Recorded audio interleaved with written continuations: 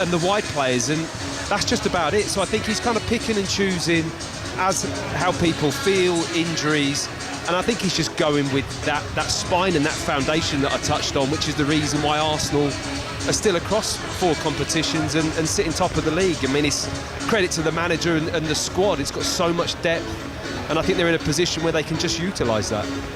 And not just utilise it in terms of the starting 11, but also in terms of the substitutions that he's able to make.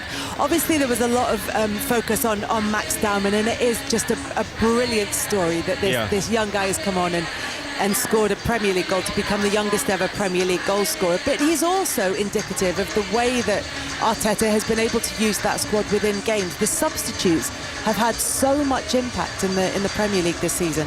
Yeah, absolutely. I mean, look at the impact that Madueke had out in Bayer Leverkusen last week. Came on off the bench. Arsenal lacking ideas, really, and he was very direct, driving at the defenders, wins a little bit of a dubious penalty, but nonetheless, he was committing defenders in the box, and he had that mentality. I think he does that well off the bench and can have an impact. Martinelli does the same. He's a direct runner. So there are players that bring something different. The Dowman story is just brilliant. I think it's perfect timing, really, for Arsenal to bring in a young player of that quality. I mean, I saw him play last season in the under-18s, and he was already at the level then, to be honest, and his numbers and how he plays and his physicality. You saw with his goal how he shrugged off that challenge and drove with the ball. For a 16-year-old, that's pretty high-end stuff. So to have that now, just freshening it up, keeping people on their toes, keeping the crowd off their seat, a young player through the academy, it all adds to as little distractions from the big pressure of what Arsenal are under every game, which is to win.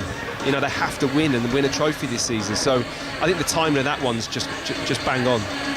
And it's the difference between what have been exceptionally good seasons to being brilliant seasons, Pat, in that they've reached the quarterfinals of the Champions League.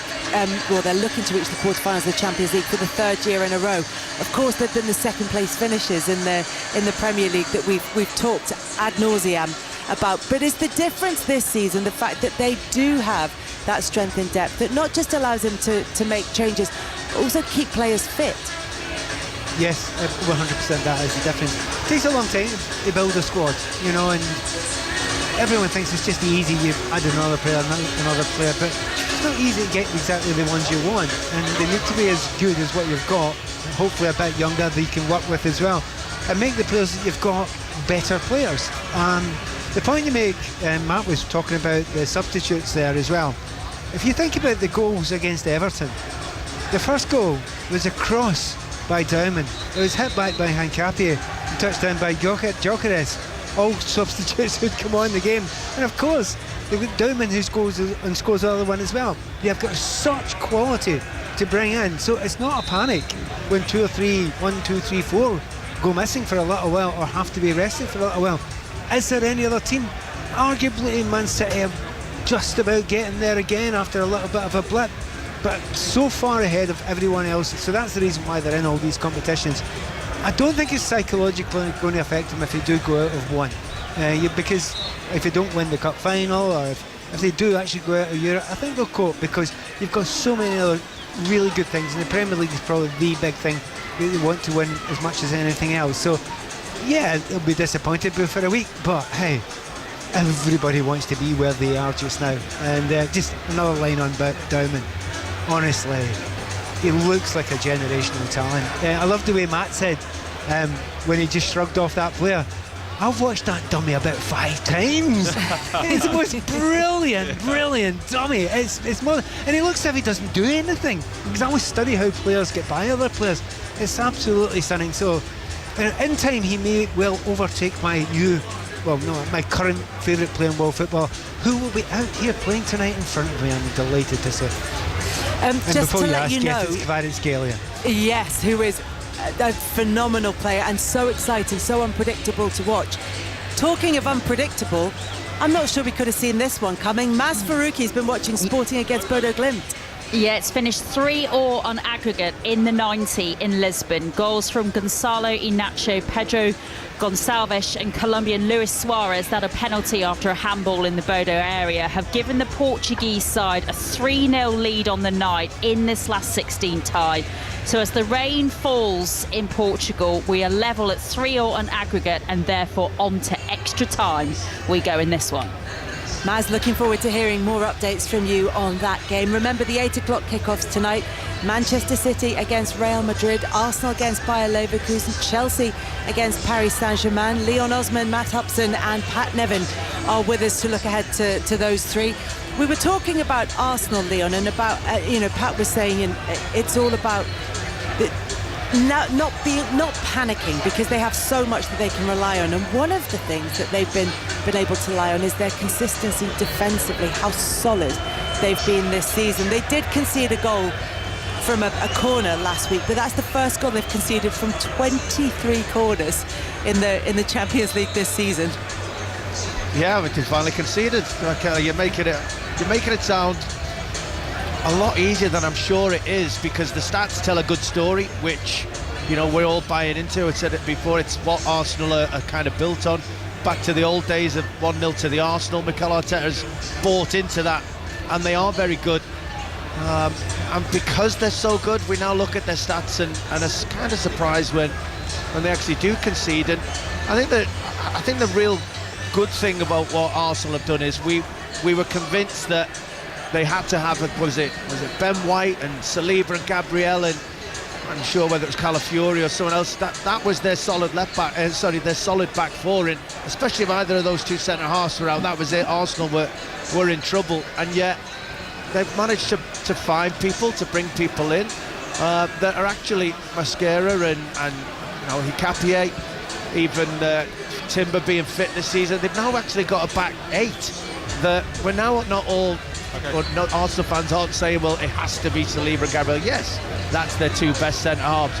Well, they found a way of building that squad, which we touched on before, and going along with what Pat said as well. I think that's why Arsenal are really comfortable at the moment. I think they got to this stage last season when they felt they were in a title race. They were getting to the latter stages of European competition, and I remember we're talking about, have they just tired at the crucial moment? Have injuries hit them at that moment where they can't sustain this? That's certainly not the case this year. They've quietly built up a really strong squad. We all still talk about the very top end of the pitch, but they're in this position and they deserve to be. And yes, it's built on defensive solidity, but it's not just down to that two centre-halves anymore. But do you not think, Leon, that is the one thing that everyone was talking about Arsenal the last 2 or 3 seasons? As you've mentioned, it was just like an inability to see anything through. And I think that as a player or as a coach, that's quite a slight, isn't it? Like that's a bit of a slight on your character, on your mentality, and I think that's been questioned from Arsenal, but maybe rightly so, in the sense that having leads and maybe not quite seeing it through. So to me, it's gone quite extreme this season. Like I look at the bench today, and I look at kind of, you've got 3 left backs involved in you've got Luis Skelly, you've got Calafiori, you've got Hikapié. There's cover everywhere, but that back four, it's just been so solid, and when it's rotated, I love that Hikapié's come in. He's had the opportunity due to injury, and he's grabbed that jersey and got, it's mine. I'm going to defend, I'm going to run, I'm going to tackle better than anyone else. Now, really, he shouldn't be in that position with the quality that Arsenal have on the bench, but he's earned it. And I think little things like that just bring a little bit more edge to that defensive edge that the team have. But you'll have been in squads yourself, Pat will, back in his day, where you are being asked questions, you are coming under a bit of pressure, you are expected to go and maintain these results, and it doesn't work for you every single day. You won't be at the top of your game every single day. And last year, say Saka was just having a below par game, then they weren't getting the job done because we all expected those players to perform.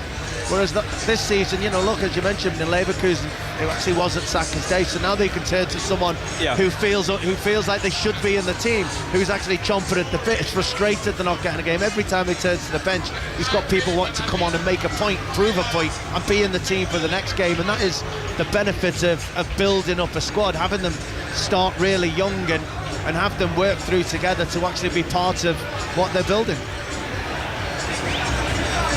And that's what they're trying to do. Sorry, Matt, I thought you were going to come in off the back of that. Just to kind of, before we let you go and prepare for the Sports Extra commentary on this one, Pat was making the point earlier on that, look, Arsenal in the hunt for 3 pieces of silverware potentially at the moment, with the League Cup final coming up, the lead in the Premier League, and this opportunity to get to the quarterfinals of the Champions League, and saying, do you know what? They wouldn't be too devastated if one of those 2 were to go. But to be 1-1 against Bayer Leverkusen and have a home tie, this feels like a big opportunity for them, just to keep that consistency in the Champions League season upon season, and to give them another opportunity for a big piece of silverware. Yeah. Opta don't get it wrong, Kelly, do they? I mean, they are big favourites, and this is it. If they don't go through tonight, it will be a major disappointment. Will it derail them? No, I don't think it will, because we've spoken now for a while on the foundation that this team has, and it's strong, and it's got depth, and it's got, you know, that edge to it now is hard. But the disappointment will be big, because this is a tournament they've been building, you know, going deep last 2 or 3 years, quarterfinals, semis. It's been brilliant for this group of players, and it's given them that edge. So to go out now in this fixture at home, 1-1 against Bayer Leverkusen, would be a massive disappointment. And personally, I don't think it will happen. I think they'll have enough tonight, and I think they'll just get the job done. So Matthew Upson, part of our commentary team on Sports Extra and BBC Sounds for Arsenal against Bayer Leverkusen. Matt's going to be back with us at half-time, and you can listen to commentary from the Emirates. I think we might be heading back very shortly for a goal in the game between Sporting and Bodo Glimt, which was 3-0 to Bodo Glimt on aggregate from the first leg. Sporting pulled it back to 3-3, and there's been a 4th goal on the night. Which way's it gone, Maz Faruqi? Oh, delirium for Sporting and delirium for the fans inside their stadium. Maximiliano Araujo has scored in the 2nd minute of the first 15 minutes of extra time. I think it took a slight deflection. He really put some pace on it. Left-hand corner of the Bodo area. No, he just managed to get a really nice curl on it with his left foot and just dipped it inside the left post beyond the Bodo keeper. So they've come from 3-0 down on aggregate to lead this last 16 tie now, Sporting, by 4 goals to 3 on aggregate. 4-0 on the night they lead. Sporting 4, Bodo 0.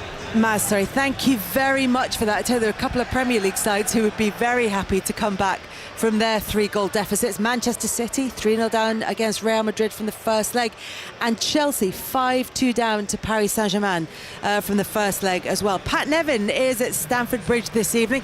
Pat, did mean to ask you earlier on, have you and Chris Cole's done your pre-match huddle yet?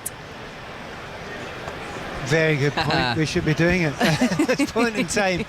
We'll probably not do it on the centre circle over the ball, which was just bizarre with the referee. I've not met anyone at all that I've talked to or listened to or in the game at all who's thought anything else other than, what are you doing? What was the point of that? Do you know the biggest point that can happen out of doing that with the referee in the middle? You annoy the referee. That's not a good thing. That is seriously not a good thing. It's a bizarre thing. I hope and expect not to see it tonight, because I mean, huddles, there's nothing wrong with them, but just not with the referee in the middle, really. Or the referee could have moved out the way, given that he's one person and there's a whole team of players there. I mean, there's 2 ways to fix that solution, but I think probably the bigger point is that there's a lot of noise around Chelsea about anything except what's going on the pitch. It feels as though there are distractions everywhere. Sometimes that's a good thing, sometimes that's a bad thing. Usually people think it's awful, but sometimes, you know, people are thinking, oh, you've been fined this huge 10 million quid fine, which is basically nothing in the wider scheme of things, with a club that spent £1.5 billion in transfers, right? Then you look at all the kind of negatives that will be written about, and other clubs are complaining about it, and then the problem that Chelsea haven't been very good at home here, and then the players just think, oh, forget that, just go and play. It's a weird thing that if everyone's talking about that, remember Mourinho used to do that deliberately, change the narrative onto something else so that you could forget about Hey, actually, there's a problem out there just now. And in Chelsea recently, I mean, the draw here against Burnley was not good when you're trying to get in the Champions League. It was the draw against Leeds United. Obviously, they lost against Arsenal. And then they lost against Newcastle there. Now, after what was a very good run when Liam Rossini first came in, they've now got a tougher run now. But they're not on, not absolutely flowing into it because they've lost 5-2, which, by the way, kind of underlined. I thought that performance by Chelsea over in Paris, lost 5-2, I think it was the best performance they've had under Leroy Rossini. I think they played really well. 86 minutes or 87 minutes, they're 3-2, and they're unlucky to be 3-2. So, can I do some clutching at straws just now then, to give every Chelsea fan out there something to hope for? Right. First of all, Chelsea have beaten them 3-0 this season already. Okay, in the World Club Championship. That's one thing. PSG do lose games. They have lost a few games this season. Newcastle got a draw with them. That's something else. Do you know who else scored 3 against PSG this season? Spurs.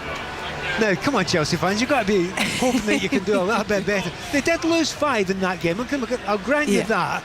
But so there's little bits of hope out there. But I will admit, they are clutching at straws, and so well. I know, and we do know that PSG will grow throughout the season, and in a way that clubs in different leagues will do. But Premier League sides have to hit the ground running because they've got tricky fixtures right from the start of the season. So what we see from the sort of Paris Saint-Germain or Real Madrid in the latter stage of the competition is not necessarily what we see in the league phase. However, as you said, the performance from Chelsea in Paris was a good performance. So what do they need to do tonight? And I know you're saying they're up against it in terms of the scoreline. What can they do this evening?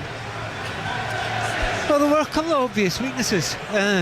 Certainly on the kind of right back area, where Hakimi went forward, and what happened was, totally to my surprise, they've got a player who comes out wide that I didn't expect to come out wide, Marquinhos, to mark up against Pedro. Nowhere near him for pace, absolutely nowhere. So if they do that again tonight, Chelsea have got something to go for. Now, I was talking to a very charming Frenchman downstairs. I bet you can guess who that was. Julien Laurent? Oh, of course. If you say the word Frenchman and charming, you have to put Julien in there as well. So, and he was saying he thinks they'll do that again. I said, well, that's really quite surprising and striking, because, Pedro was causing them all sorts of problems in that first half. And he said he doesn't think the PSG care, because if they lose 2 goals, if they put Hakimi up front to push forward, they'll score 4 or maybe 5, because he will add to that going forward. Hence why I'm talking right at the start about these 7-6s and 8-7s that you get in these games, because Chelsea have got to go for it tonight. There's no option. They're going to have to fly out the traps. There's no point playing tippy-tappy football. This is a cup tie and you're going out of Europe if you don't go for it. And then you look at Paris Saint-Germain, and it's in their modern DNA to go for it. So I'm not promising you loads of goals, but I'm pretty close to promising you. Definitely an exciting game anyway. Pat, you've sold me. I'm very much looking forward to this one. It's Chelsea PSG from Stamford Bridge. Chris Coles and Pat Nevin are going to keep us up to date with that one. The commentary on 5 Live is Manchester City against Real Madrid. But as it stands, Manchester City will fail to reach the Champions League quarterfinals for a second year in a row with that 3-goal deficit. I mean, that in a situation, Leon, where we're unsure whether this might be the end of the road for Pep Guardiola at Manchester City come the end of the season, could be hugely significant. That he sort of limps to the end of what's been an extraordinary time at City. Absolutely, and that really would be a shame, wouldn't it, if this season that hasn't gone too well was to be his last. I personally feel it won't be. I personally feel that he'll be here for another year. I just think when you look back at maybe what Sir Alex did when everyone thought he was about to leave all them years ago. We told everyone he was going to leave. He told everyone he was about to leave all them years ago, and the season didn't go as planned. The noisy neighbours, where I am this evening, took the title from them, and it was felt that he needed to stay another season. I just get the feeling that's maybe the attitude that Pep Guardiola will have towards it, unless he was to get through this tie and win the Champions League and go out in a blaze of glory. I think we'll see him for another season, because I think he's building another team. I think this team is progressing into being another team, maybe 1 or 2 parts away, but I think this was a transitional season. I was surprised that they were in a title race, if I'm being completely honest. I thought they would be out of it, and they've done an awful lot better than most people expected. They've got to this stage. They are very capable of going on a bit more, but I think they're setting this team up for next year as much as anything else. Just in terms of turning this game around tonight, Kelly, I can't remember who it was said to me this week, but they were going back to the semi-final where Liverpool turned it around against Barcelona. So Sporting might do it to Bodo Glimt tonight, but in terms of trying to turn around a two-legged tie, having been 3 goals behind from the first leg, the last team to do that before tonight were Liverpool against Barcelona. In the first leg, at 3-0 up, Barcelona had it. It was you, Leon. It was you who told me. Your co-commentator. Well, go on. You tell everyone else. They know Leon was making the point. They had a chance in the first leg at 3-0 up to play someone in basically for an open goal. Might have been Messi to go 4-0 up. Didn't take it. Vinicius' penalty in the first leg of this one, saved by Donnarumma, and John Murray said in the commentary, you never know, do you? Never know in the second leg whether that will come back to bite Real Madrid tonight. So it's all those little sorts of things that the Manchester City fans in here will be clinging on to, I think, Kelly. And they're right to cling on to it, because they do have the firepower. I'm looking at the light display at Manchester City. They do have the firepower to be able to score enough in order to get the result that they need against Real Madrid. Do you think Pep Guardiola's quite got his front line sorted? He's tried to make 2 up front work. Shirky's been, showing glimpses of being maybe the player that can make it all click for them. What do you think, Leon? I think he's got the firepower. I think he'd much rather have Erling Haaland coming into this game with 10 goals in 2 games or something, really feeling that kind of rather confidence. Than none in 4. Rather than 4, yeah. And 4 in his last, what did I read there, 17 games maybe, that it really hasn't got his way. But maybe he's been saving them up, Kelly. Maybe they're all going to burst out of him this evening, and wouldn't that be a story? But yeah, I think he'll have learned to not. I know that he went to Real Madrid earlier in the season and actually won that game. Maybe that gave him a sense that he could go there and be quite comfortable in the game the other week. But as you pointed out only minutes ago, Real Madrid are a different animal when it gets to the knockout stages than they are in the group stages. Maybe he just misjudged that, but he will have learnt an awful lot from that first leg a week or so ago, and I think he's made the changes to try and accommodate that. Well, you have a choice of listening here this evening on Sports Extra. It's uninterrupted commentary of Arsenal against Bayer Leverkusen. That is currently level on aggregate at 1-1. Here on 5 Live, we'll keep you up to date with all the games in the Champions League, and we will have commentary of Manchester City against Real Madrid. Pep Guardiola, talking to TV, said this is the toughest challenge of the last 3 seasons. We have history behind us. We'll try to make more tonight. Kick-off not far away then at the Etihad, and taking you through that game with the score from the first leg: Manchester City 0, Real Madrid 3, Leon Osman and Alistair Bruce Ball.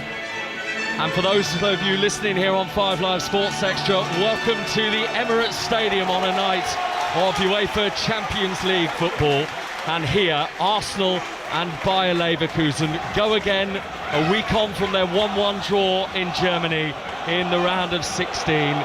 There is smoke in the air. We've had the pyrotechnics, as is the standard really for big European nights. We have fireworks ejecting out of the top of all sections of the Emirates Stadium as the players emerge from the tunnel onto the pitch. And this, Matt Upson, is beginning to feel like it could be a really significant season for Arsenal.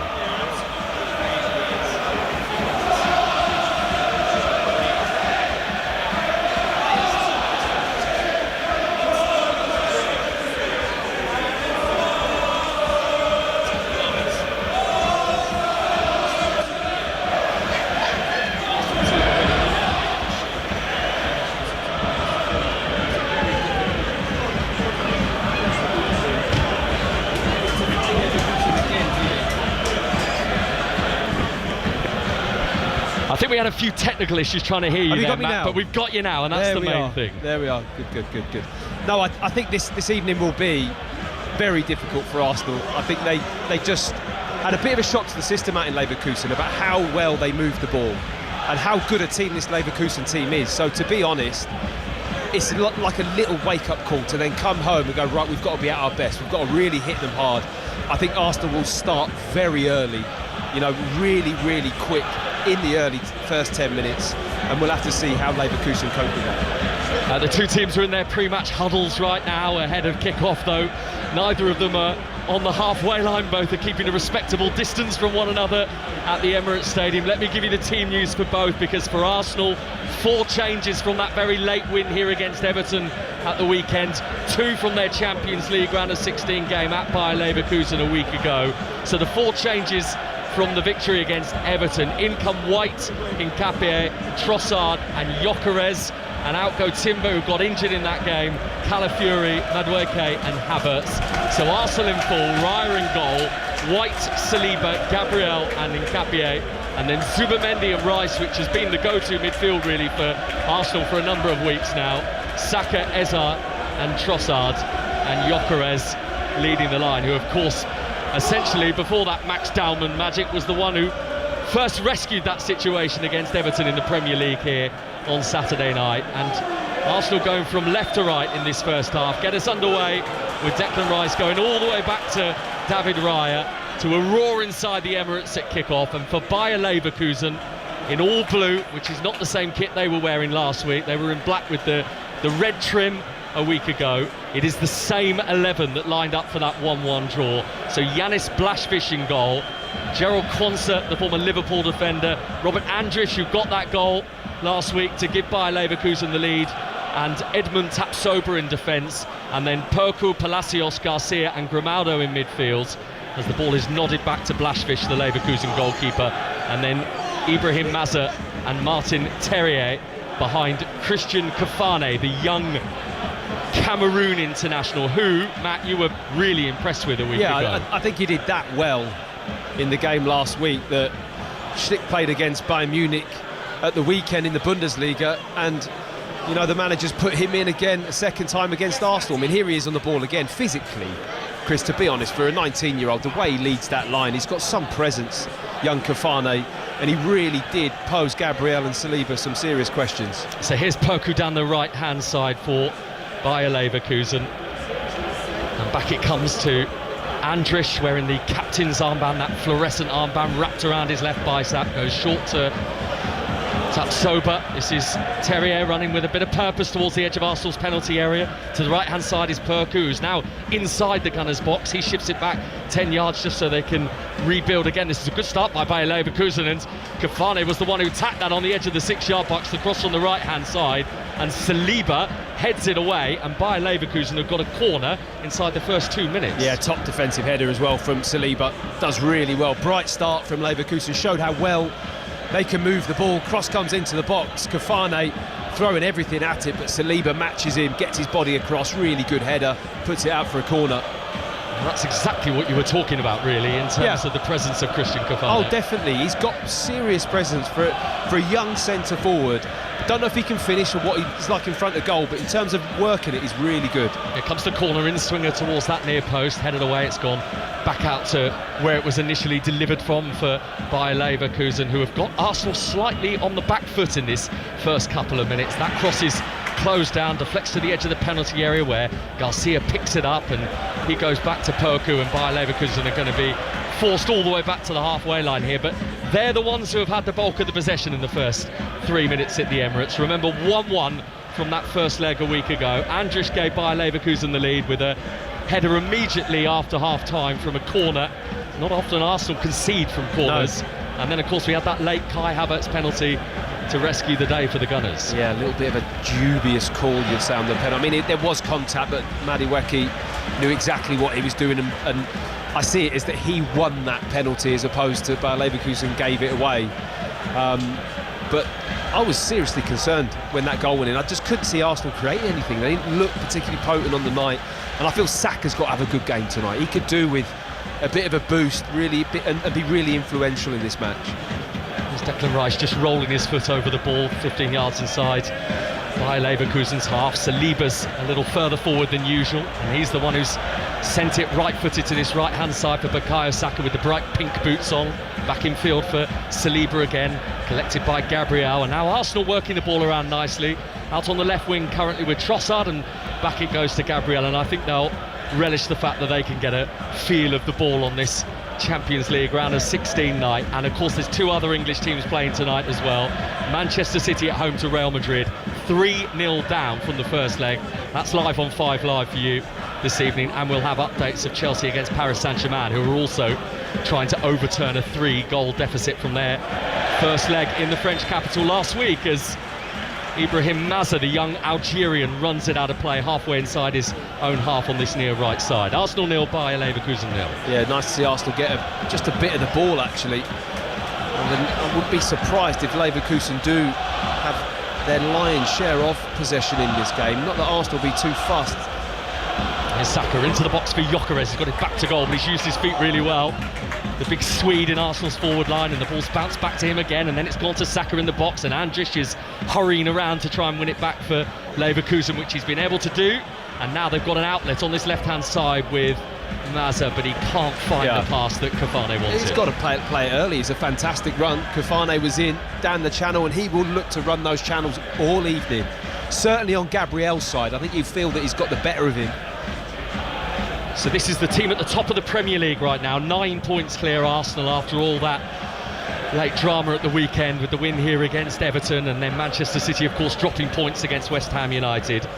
And Bayer Leverkusen 6th in the Bundesliga in Germany, 5 points off the top 3, but they're certainly not going to be in with a shout of winning the league again, because they are 22 points right now behind Bayern Munich. But they did draw 1-1 with Bayern at the weekend in a game which saw the Bundesliga leaders finish with 9 men. It's a bit of a tall order though, isn't it? 20-something points. Just a bit. It's probably a bit. Had 2 former Premier League strikers get sent off in that game as well. I saw. Nicholas Jackson and Luis Diaz. Quite late on as well, wasn't it? But a really good point for Leverkusen. It just shows you, like, they're almost kind of, they're punching above their weight, really, aren't they? For size of club and budget, they're a really well-organised team, and obviously had recent massive success with Xabi Alonso. But I have to say, Kasper Hummelen has come along and really, he's doing a fantastic job with this group of players. Yeah, the Dane who was a bit of an emergency appointment, really, given that it all went wrong very early on for Erik ten Hag in his but he's done well, first hasn't few he? games. Very well. Has.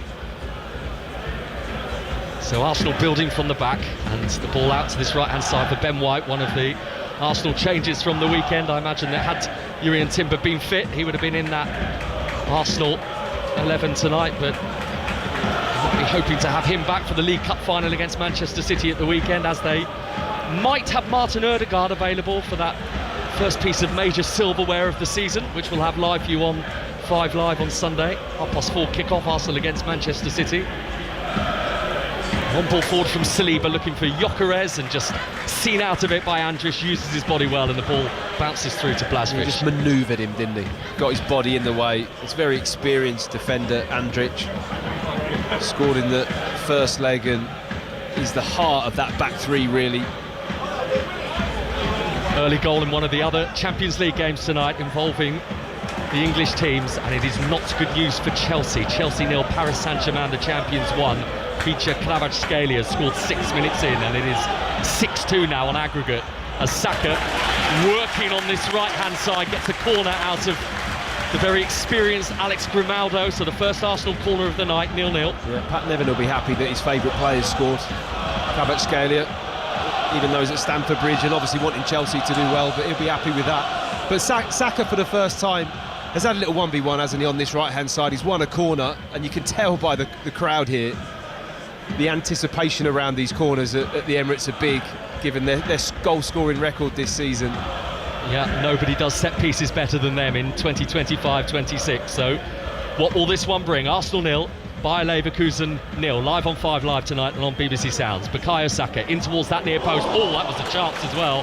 Gabriel cantered onto that. He was inside the 6-yard box, though, slightly in front of that near post, and he heads wide. And it was a little bit low, wasn't it? A fraction low, the ball. It went over the first man in the near post, but then it dipped over his head, and Gabriel was stooping to try and head it in. I think had it been a bit higher, you could have maybe got a glancing head on it. It would have been big trouble. It comes off his left shoulder in the end, but great run from him. I mean, is there anyone better at attacking the ball from set plays than Gabriel? I just think he's fantastic at it. Only 3 appearances away from his 250th game for Arsenal. Now, what an amazing signing he's been. £27 million they paid for to get him from Lille, and it just feels like that is one of the greatest piece of businesses the club perhaps has ever done. Heck of a signing, he really is. And you know, we talk about what he brings on the pitch, but his presence and his leadership qualities now, he's grown into this team. He's such a big figure at the back there, and to have Saliba, you know, slightly younger player playing alongside him as a combination, they're just absolutely top class. Forward it goes from Tapsoba, the lean Bayer Leverkusen defender, held up well by Kafane and picked up on this left wing by Meza, who has run forward a good 20 yards. He's almost on the edge of Arsenal's penalty area now, and he tees it up for the shot from Palacios, which is repelled by Arsenal's back line, and then the ball back in field by Garcia is intercepted again, but that's a little threat on Arsenal's box, isn't it, there? Again, Kafane as well, his hold-up play and the way he sets that ball to Meze to then run down the channel is absolutely exceptional. I just fear for Leverkusen they haven't quite got that cutting edge, that real piece of quality in front of goal to hurt Arsenal. I think that's going to be their biggest problem. They're going to get in good positions, create good situations, but finding that final piece of the jigsaw is the problem, and that's probably where that investment, where the money is, you know, but buying those players that are able to make things happen. Another potential move for the Germans breaks down with a misplaced pass by Garcia, and Arsenal quickly move it towards Gyökeres, moving into the Bayer Leverkusen penalty area, and it was the backtracking Ezequiel Palacios, the Argentine World Cup winner, who touches it behind for another Arsenal corner, 0-0. Yeah, down the left-hand side this time, Gyökeres. Well, we talked about Kafane wanting to run in behind the centre-backs. Gyökeres will do it all night as well. He's on the left channel. Thought he might cut inside onto his right foot for a shot, but decides to go onto his left, crosses the ball. It wasn't the best of crosses, but ricochets off for another corner. And in our commentary position tonight for 5 Live, we're very low down in the stand, aren't we? So we've got a really good view of this just over to our right-hand side. We can see all the Arsenal numbers as Declan Rice raises his arm in the air, corner from the left in towards that near post. The header is half away, picked up again, and back it goes to Rice on the left, and then Eze chips it up towards the far post, a little too high for Gabriel, who gave it everything he could to get there, and it's perhaps an inch or two over his head. Are you having a look at the Leverkusen? It must be their set-piece coach that comes off the bench on those corners. I mean, he is right on the edge of that technical area, bellowing instructions. I'm not too sure how much you can hear with the Emirates crowd chanting, you know, to pick up a man from that kind of distance, but he's certainly up and out of his seat every time there's a corner. They put a great social media post out yesterday by Leverkusen. I don't know if you saw this, Matt, where they basically used AI to remove the quadrants from the corner here at the Emirates Stadium, and said this will do nicely tonight. It was like a rounded off corner. And here they come on the edge of Arsenal's penalty area by Leverkusen with Terrier, but he felt like he didn't have too many options on there, so he went backwards. Can you get a round corner? Is that just rounding off the corner so there's no quadrant, you know? Yeah, I know what you mean.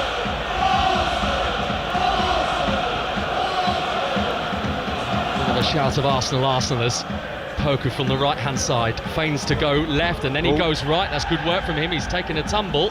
He is deemed to have lost his footing because the referee, who, by the way, tonight is Danny Macchielli, the Dutchman, who's very experienced, didn't see any contact there, and is out for a Bayer Leverkusen throw on the right, just inside Arsenal's half. Danny Macchielli, by the way, who was the referee for England's Euro 2020 semi-final against Denmark. I know the name. Now you said it, and I saw it on the team sheet. It does come back to me. And the reason that's relevant tonight is because Kasper Hjulmand, the Bayer Leverkusen head coach, was of course the Danish national team coach for that game. Arsenal 0, Bayer Leverkusen 0. Here is Alex Grimaldo, 100th career European appearance for him tonight, just to give you an idea of the levels of experience that he carries. Of course, a European Championship winner with Spain in 2024. He was part of that squad. Here he is again on the left-hand side, looking over the top for Kafane. Out comes Raya, and he makes it his, just on the angle of his penalty area. Yeah, I think the assistant had his arm up as if to say he was offside on that run, but you know, it's a dangerous little part of what Leverkusen bring. When the ball's in wide areas and the run from Kafane wants to time it in behind, they'll look to hit that early, and then they've just dropped straight back into shape now. that back three with the two wing backs, two midfield players in Palacios and Garcia really do get after the ball. They're an organised team. Chipped forward down the left-hand side by Grimaldo, but all of this happening inside the Bayer Leverkusen half, and then coming together between Grimaldo and White. Throwing given to Arsenal, but Bayer Leverkusen have given it away, and then Trossard shoots low with his left foot and he drags the shot a few yards wide of the left post of Blaswich. Yeah, they were lucky there, Leverkusen. It was a poor throw-in from Grimaldo. Palacios didn't have the best of touches, didn't need to take it quickly either, but kind of sped the play up, gave it straight into Trossard, who on his left foot has really pulled that shot. This is the position where you want to see Martin Odegaard, isn't it? Coming in from the right on his left foot. I think you see a very different outcome there if he's lining up his left foot. Interesting that Trossard straight back into the Arsenal team tonight, having missed a couple of games with that hip injury. Got in there, FA Cup win at Mansfield. Here's Saka in the Bayer Leverkusen box, teed up for Eza. He's left in, and the shot over the top of the crossbar from Trossard via a touch, I think, from the hands of Blaswich. Very good save that from the Leverkusen goalkeeper. Yeah, top goalkeeping really is. Good play from Saka. He looks more in the mood tonight for me. Physically takes it on his back foot, pops it inside. Trossard shifts it onto his right foot, and it's going in the top corner. That he's trying to curl it with his right foot into that near side top corner, and he gets up with his left hand. Blaswich, it's a brilliant save. Still yet to score in 2026 for Arsenal, Leandro Trossard, but that's the best chance of the night so far, which is just over a quarter of an hour old in North London. 0-0 on the night, 1-1 on aggregate. Arsenal corner, Bukayo Saka from the right side, again into that near post, which is where his one previously went. This one has been cleared back to Saka from the right wing. Eza rolling his foot over the ball, goes left, then he goes right, and then he comes back inside Abera Eza, who's got the gloves on tonight. Short pass to Saka, still on the right side of Leverkusen's penalty area. Trossard lingering on the edge of it, he's got the ball. Short to Saliba, and Saka again from the right. Saka finds the room, left-footed cross in, and headed away by Edmund Tapsoba for Leverkusen. Chelsea 0, Paris Saint-Germain 2 now at Stamford Bridge. Bradley Barcola with the second goal. I think it is safe to say that Chelsea are exiting the Champions League from here. It's going to be a long game, isn't it, for Chelsea? That is not the start they wanted. Well, they need 5 now, so they essentially need to replicate the scoreline from Paris if they're to force extra time. 0-0 here as Saliba sends it back in field for Gabriel. It's the Arsenal team who were semi-finalists, of course, in this competition last season, eventually knocked out by Paris Saint-Germain, who of course went on to lift the trophy. And actually 20 years ago this year since they reached the final of this competition for the last time, when they lost to Barcelona. Never won the Champions League or the European Cup as it was before that, so there's a lot of potential history on the line for the Gunners this season. Yeah, and they're just a far more experienced outfit in this competition, aren't they? I mean, you talk about that PSG game and that they were done by the better team, but it'd be interesting to see these two teams meet this season, wouldn't it? Not on the same side of the draw, so they could only meet in the final from here. But that would be great, wouldn't it? It really would. Here's Trossard into the box. Rice back to goal, tees it up to the edge of the area. Zubimendi tried a little reverse pass, but maybe others weren't on the same wavelength as him, and it rolls through to Blaswich. Yeah, I think it was Ben White all the way up there in the penalty spot. I mean, we do see Timber get forward in the box and score. Crosses come in, Timber's in the middle, and the right back position. You do have the freedom to do that for Arsenal.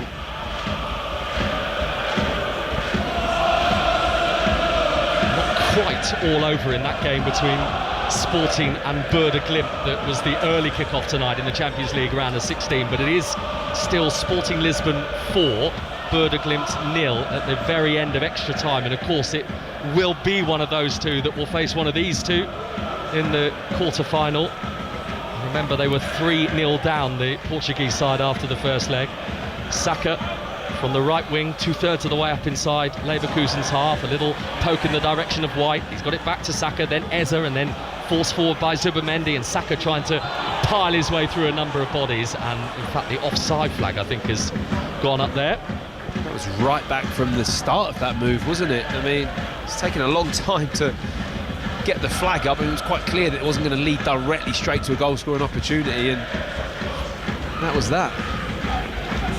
Well, you were out in Leverkusen last week, albeit I know you stayed in Cologne and travelled into Leverkusen, didn't you, for the game? But how does that night differ to this one in the 20 minutes so far?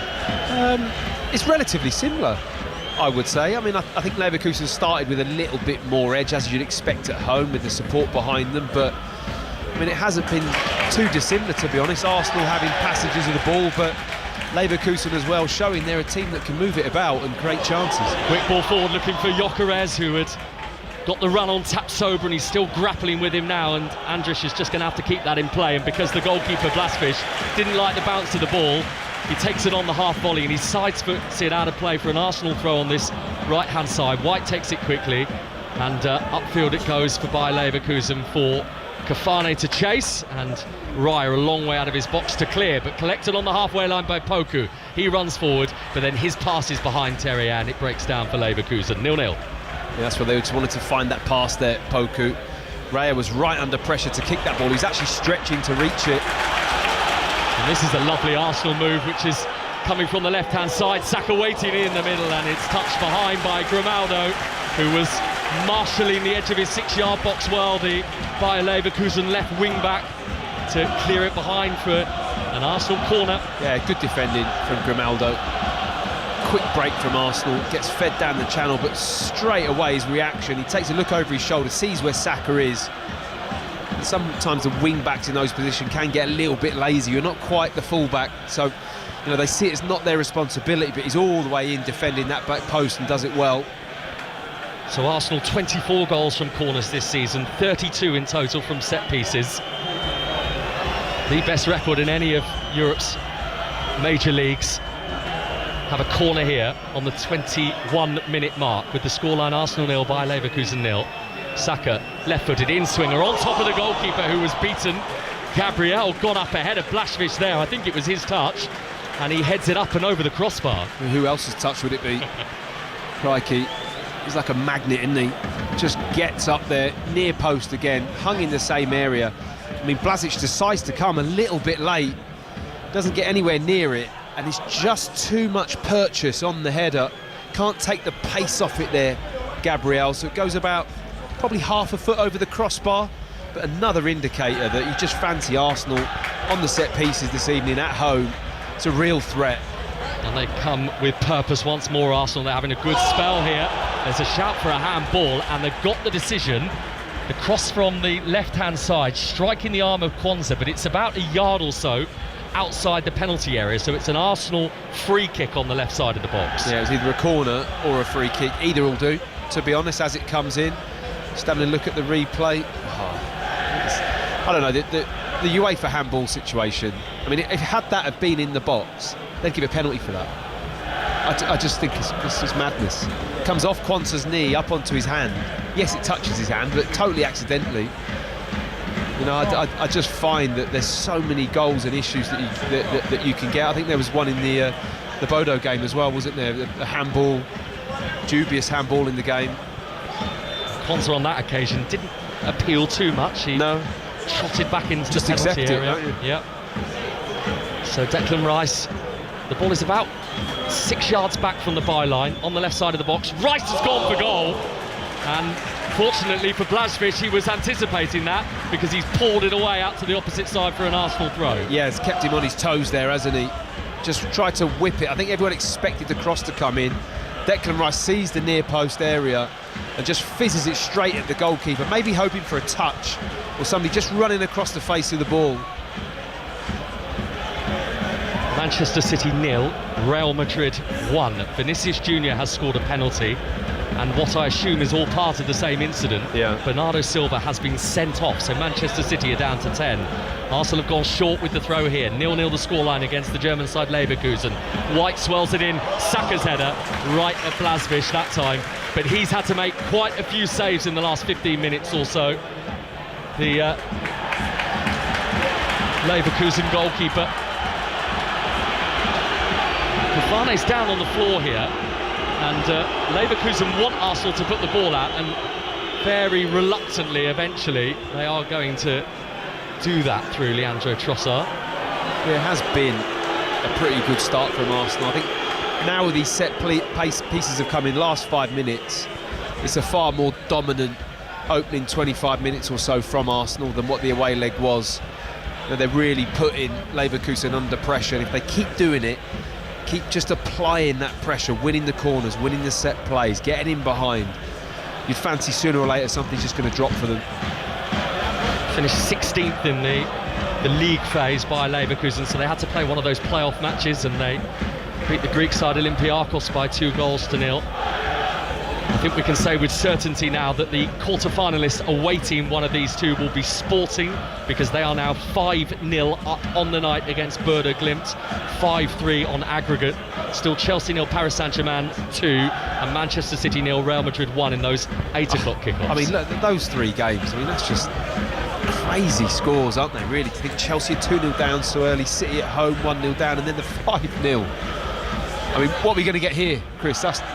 That's the question. Are we going to get fireworks, or are we just going to get a steady, controlling performance from Arsenal? I'm going for the latter. Somewhere in between the two right now, Maybe. Isn't it? Yeah.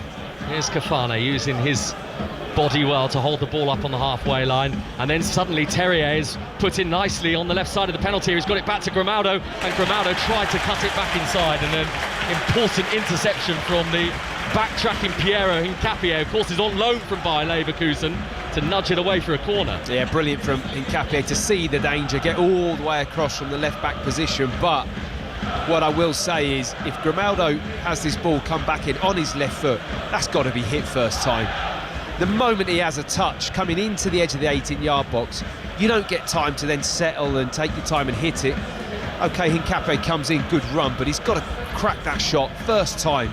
I think it would cause a real problem for David Raya if he had hit it. It's been a weird night for Piero Hincapié playing against his parent club as he is. I thought that last week, to be honest. It's quite odd when you see a loanee able to do that. Here comes the Bayer Leverkusen corner, very deep. Andrus at the far post has headed it back across goal, and David Raya was over the byline. He did get some hands on that, the Arsenal goalkeeper, but it had already gone out of play, so it is an Arsenal goal kick, but similar in the sense of what we saw last week. The corner was a bit heavier that time, but Andrus it wasn't it, at the far post for the Bayer Leverkusen goal that gave them the lead in the first leg? Yeah, they certainly switched off at the back post for that goal. It was a real shot. They didn't start the second half very well, came out of the dressing room and just weren't at the races. The way that Leverkusen won the corner and then how Arsenal defended in the corner, it was just a bit sleepy. Goalless between Arsenal and Leverkusen as Saka just slightly miscontrols, but so does Tapsoba, who fired the ball centrally. Zubimendi picked it up, and then some indecision, and Saka suddenly got it for Arsenal. Right-footed shot was heading towards the top left-hand corner of Blaszczyk's goal, and with both of his hands he's palmed that away for yet another Arsenal corner, and they're racking them up now. Yeah, Leverkusen can't keep playing like that. I mean, the tackle from Mazza was terrible. Zubimendi just kind of jumps at the tackle. Then I think it's Grimaldi, isn't it? And sorry, Grimaldo and maybe Palacios, just neither one deals with the ball, and then all of a sudden it pops to Saka. It was sloppy play from Leverkusen. So Saka with the latest chance to deliver from the right. Let's keep an eye on Gabriel. He's about 2 yards outside the 6-yard box in a very central position, the Arsenal centre-back. Most of the corners so far have come his way. That's where Saka's intended it to go again, and there was a push in there amongst those flurries of bodies by an Arsenal player, so it's a Leverkusen free kick. Yeah, he's out of the technical area now, the set-piece coach. He's nearly on the pitch as to where he is. I mean, bellowing instructions every single corner. I mean, if you're not set up and organised before the game and know what you're doing, it's very hard to adjust it mid-game. I know you can have some impact, but the players have got to take responsibility. So far, they've handled me. Gabriel's won the first contact twice, which is probably a bit concerning. Very mild night at the Emirates tonight. All suddenly an opportunity for Arsenal again. It's come to Saka across the edge of the 6-yard box, slightly right of centre. The pull back for Trossard and another stop. Blaszczyk got his right leg to the ball, and off his shin it deviates away for an Arsenal corner. Right, I think he's a little bit lucky, to be honest, that the ball just didn't squirm underneath him. Now they get that place. It was good play from Gyökeres, slips it into Rice, deflection into the box. It comes back to the level with the penalty spot, and it's a good save. It's on target from Trossard, middle of the goal, but it hits his shin and just squirms wide of that far post. I mean, it nearly hits Andrich and goes in. He's dropping onto the goal line, and the contact was perfect for Leverkusen. Well, all these corners Arsenal haven't, perhaps surprisingly, made one work so far. That's a very deep one from Rice. Zubamendi keeps it alive, back across goal, and then Eze from the edge of the penalty area. That was on target, and Leverkusen breathe a sigh of relief as the ball deflects almost back up to the halfway line. That was a clean hit from Eze, wouldn't it? Came back to him, kind of laced it into the ground. It was zipping off the turf. I mean, it hit bodies on the way, but it looked like it was on target. He's got 8 Arsenal goals to bear at Eze, but not one yet in the UEFA Champions League. Mind you, if you've scored a hat-trick in the North London derby, you probably don't worry too much about getting your first Champions League goal. Yeah, I think he wants to play Tottenham every week, doesn't he? Might not even be possible next season, the way things are going. No, maybe not. There's Saka. Now he's gone over 10 yards outside the penalty area. It was a free kick because Danny Macchielli was indicating that I'm happy to let you carry on because you've still got the ball, but Arsenal would rather have had the set piece, I think. But definitely. So they have to restart again with Zubamendi. Goes backwards 10 yards to Saliba, and then high on this right side is Ben White, but his pass is a stray of Saka, and that allowed the interception to take place from Palacios. But sometimes a little scrappy Leverkusen in their defence as Meza tries to trap the ball here. The young Algerian being crowded out. He's gone backwards to see if there's a route out in a different direction for Leverkusen, and then given away by Garcia with a pass that was a stray of Grimaldo, and it presents Arsenal with an unexpected corner. Yeah, Arsenal's pressure and press is miles better than the first leg, to be honest. You would expect that at home, but Leverkusen struggling to play out. They really are. Arsenal players all the way in, stopping every avenue that opens up. As ever with an Arsenal corner, an air of expectation, and for those Leverkusen fans in the corner of the stadium opposite us, with Arsenal going from left to right in the first half, a real feeling of concern, I imagine, every time Bukayo Saka or Declan Rice puts the ball down for a corner. Saka with this one, short to Eze, on to Trossard, low shot, Blasfish with the save, loose inside the 6-yard box. There's White, and somehow Blasfish has got his hands on the ball, and White cannot force it in from a few yards out. Well, that's a different one for the playbook, that one, isn't it? A short corner, cut back to the edge of the box. First time whip from Trossard, just into bodies, really. I mean, there's pinball in that box. And here's Kafane up the other end for Leverkusen, edge of the box, left-footed. I thought he was going to shoot. He's then cut back, and then it's picked up by Grimaldo, who swings it in. The header away is as far as Palacios, and then Garcia, and then Kwanzaa 5 yards outside the box to Poku on the right, drives it low, off the shins of Hincapié, and from one corner for Arsenal, within 60 seconds, Leverkusen have one of their own, 0-0. Yeah, I mean, I thought the Arsenal corner was a really good variation. They've been slinging them into the box, but this time to go to the edge, first time shot, and it was so hard to clear it. There was just, I'm just looking at the replay now, there was just bodies laying across the ball everywhere. The shot goes in. Maybe Ben White should do better, actually. It's him in there who has the shot, isn't it? Gives Blasic a chance. I feel like we've said that name a lot tonight, Yanis Blasfish, in the first 33 minutes. The German goalkeeper who's been in senior squads before for the national team, but never actually has been capped by his country. In comes the corner from Grimaldo, and the header was from Christian Kafane. No, it wasn't actually, it was Edmund Tapsoba, and it was held by Raya. And now Rice, who then gives the ball away on the halfway line. So Leverkusen have it back again, 0-0 at the Emirates Stadium, 1-1 after that first leg out in Germany a week ago. Back it comes to Robert Andrich on the halfway line. I heard you and Ali last week in the commentary talking about his appearance. I know Ali compared him to a gremlin. Yeah, it was Ali, wasn't me? Yeah, I know, I wasn't blaming you for a moment. But he does have a sort of a villain look about him, doesn't he, Robert Andrich? It's probably not the biggest of compliments, really, is it? I mean, especially the one with kind of the striped mohawk, because he's got that kind of bleached it's not quite bleached, but a blonde kind of mohawk, hasn't he, Andrew? And like you say, he's got that look about him, and he plays in quite a menacing fashion. He does. If he suddenly popped up in a Bond movie, yeah, you wouldn't be at all surprised. No, you would wouldn't. You? You wouldn't. That's much nicer than a gremlin. Rather than you're paying him more of a compliment than Ali did. I mean, I don't think he was listening to the 5 Live coverage last week, but might have had the lawyers onto Ali if he was. Yeah, maybe. Ball is on the halfway line for a Bayer Leverkusen throw. Arsenal 0, Bayer Leverkusen 0. But I mean, we are beginning to see the real dominance of the Premier League leaders now in terms of the chances they've created and the way they keep, just as they did there, force an error from Bayer Leverkusen, albeit Ez has presented the ball back to Bayer Leverkusen, who then immediately give it back to Arsenal. Yeah, I think that's a good point. It's not always about good play, it's about forcing the opposition into problems, and Arsenal are doing that well at the moment. Trossard from the left wing for the Gunners, back in field for Zubimendi, into the feet of Nkapie, who managed to ride the challenge just about of Ezequiel Palacios. Final 10 minutes of the first half at the Emirates Stadium.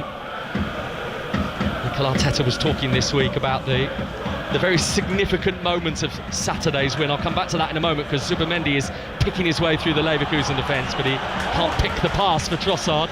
It's wide of him, and in that right-back position it's a Leverkusen throw. So that win here against Everton, I don't know how you feel about it, but had that finished 0-0, as it looked for 88 minutes like it was going to at the weekend, I feel, even though we're talking about an entirely different competition tonight, it would have totally changed the dynamic and the feel of this game this evening. Yeah, I think so. I think certainly the supporters have turned up feeling a lot happier and a lot more relaxed, ready to get behind their team. But you have to be patient, and I think this team has, you know, if this is still 1-1 with 8 minutes gone. Eza! What a goal from Abera Eza! From the edge of the penalty area, he's spun and on the half volley has hit it first time, and it's gone past Blasvish before he could even blink. His first ever Champions League goal, and I tell you now, he'll never score a better one. That is a truly astonishing goal from Abera Eza to light up the night. Arsenal 1, Bayer Leverkusen 0, 2-1 on aggregate. Well, what a way to score your first Champions League goal. That is sensational. What a hit with his right foot. It's out of nothing. It's a ball bouncing about, it's loose in the air, it goes into Trossard, he punches it into Eze. And his first touch is with his left foot, he swivels, he hits it as the ball sat up on his right foot, and he just powers it. Middle of the goal in terms of height, but right in that near post corner. Blasic diving to his right. He's actually not that far from the ball, Blasic, but it's gone past him in a flash. That's how hard he hits it. I mean, I can liken it to his goal in the FA Cup where he nearly broke the net at Mansfield the other week. He hits it as hard as that, gives the goalkeeper no chance. And Mikel Arteta celebrating in the same exuberant fashion that he did when Max Dowman scored that second goal at the weekend here. Another moment that the Emirates Stadium is rejoicing in, and all those around us here are on their feet, the Arsenal fans. There's a man in front of me, probably about 10 yards in front of us, Matt, with an old Arsenal shirt with the name Wright and the number 8 on the back, and he's whirling his red and white scarf in the air. And here's Saka. Arsenal come again. Trossard in the box, cuts back on his right foot, can't distribute the ball to Rice, ran out of room to take the shot, and Bayer Leverkusen get it upfield to Kafane, and Kafane's layoff towards Meza, who was scrapping for the ball, but Ibrahim Meza can't take it with him, and this game feels very open now as Arsenal spring forward down the other end. Rice up to the edge of Leverkusen's penalty area. Trossard in the box. Trossard challenged well though by Palacios, and Leverkusen put it out for a throw, and we can breathe a little bit. Arsenal 1, Bayer Leverkusen 0. Yeah, Leverkusen bang in trouble now. Well, they've been struggling and up against it for the last 20 minutes or so, but they just can't get out of their half. Chris, Arsenal suffocating them, applying pressure, and they've got that breakthrough goal, and you think they'll just relax a little bit now. They could maybe be even more dangerous. So it's going wrong for the other English teams tonight in the Champions League, but at the moment it is going right for Arsenal. Yes, it is. 2-1 they lead on aggregate, and ahead for the first time in this Champions League round of 16 tie. That Eze goal, so special, Matt, that it took me back to the free kicks that Declan Rice scored last year in the Champions League against Real Madrid, just in terms of the intensity of the moment and the celebration of the quality of the goal. Yeah, and I think you maybe get those because it's so tense that when you do get the breakthrough, certainly of that quality, then it's just a fantastic moment, isn't it? And his reaction as well, he turned round and he just knew, he kind of went running off going, that's a heck of a strike, and he's right to do that because it was some goal. The thing is, he's normally so smooth and calm, isn't he, with his celebrations? But it was relative. I think he was kind of, just getting into the flow of it, trying to be cool, but how could you be cool after hitting a strike like that? It was just a brilliant shot. Oh, they'll be replaying that for years, I imagine, particularly if this season goes on to turn out the way that Arsenal want it to. Into the final 5 minutes of the first half at the Emirates Stadium. Arsenal controlling the ball and now have a control over this Champions League tie as well, with the winner confirmed to be going through to play Sporting in the quarter-finals, Sporting Lisbon of Portugal. Gyökeres collecting the ball from Eze on the edge of the box. He's tripped, and despite the complaints of Andrich and Palacios, who were both right next to Gyökeres, it's an Arsenal free kick 3 yards outside the Leverkusen penalty area, right of centre. Yeah, it's a really nice position, isn't it? I mean, interesting to see how they play this. It's Trossard is coming over, looks favourite to have the ball. Saka's hovering round it. It's just outside the corner of the 18-yard box on Arsenal's right-hand side. What, Matt, I don't know if you noticed, but I've just clocked on the replay.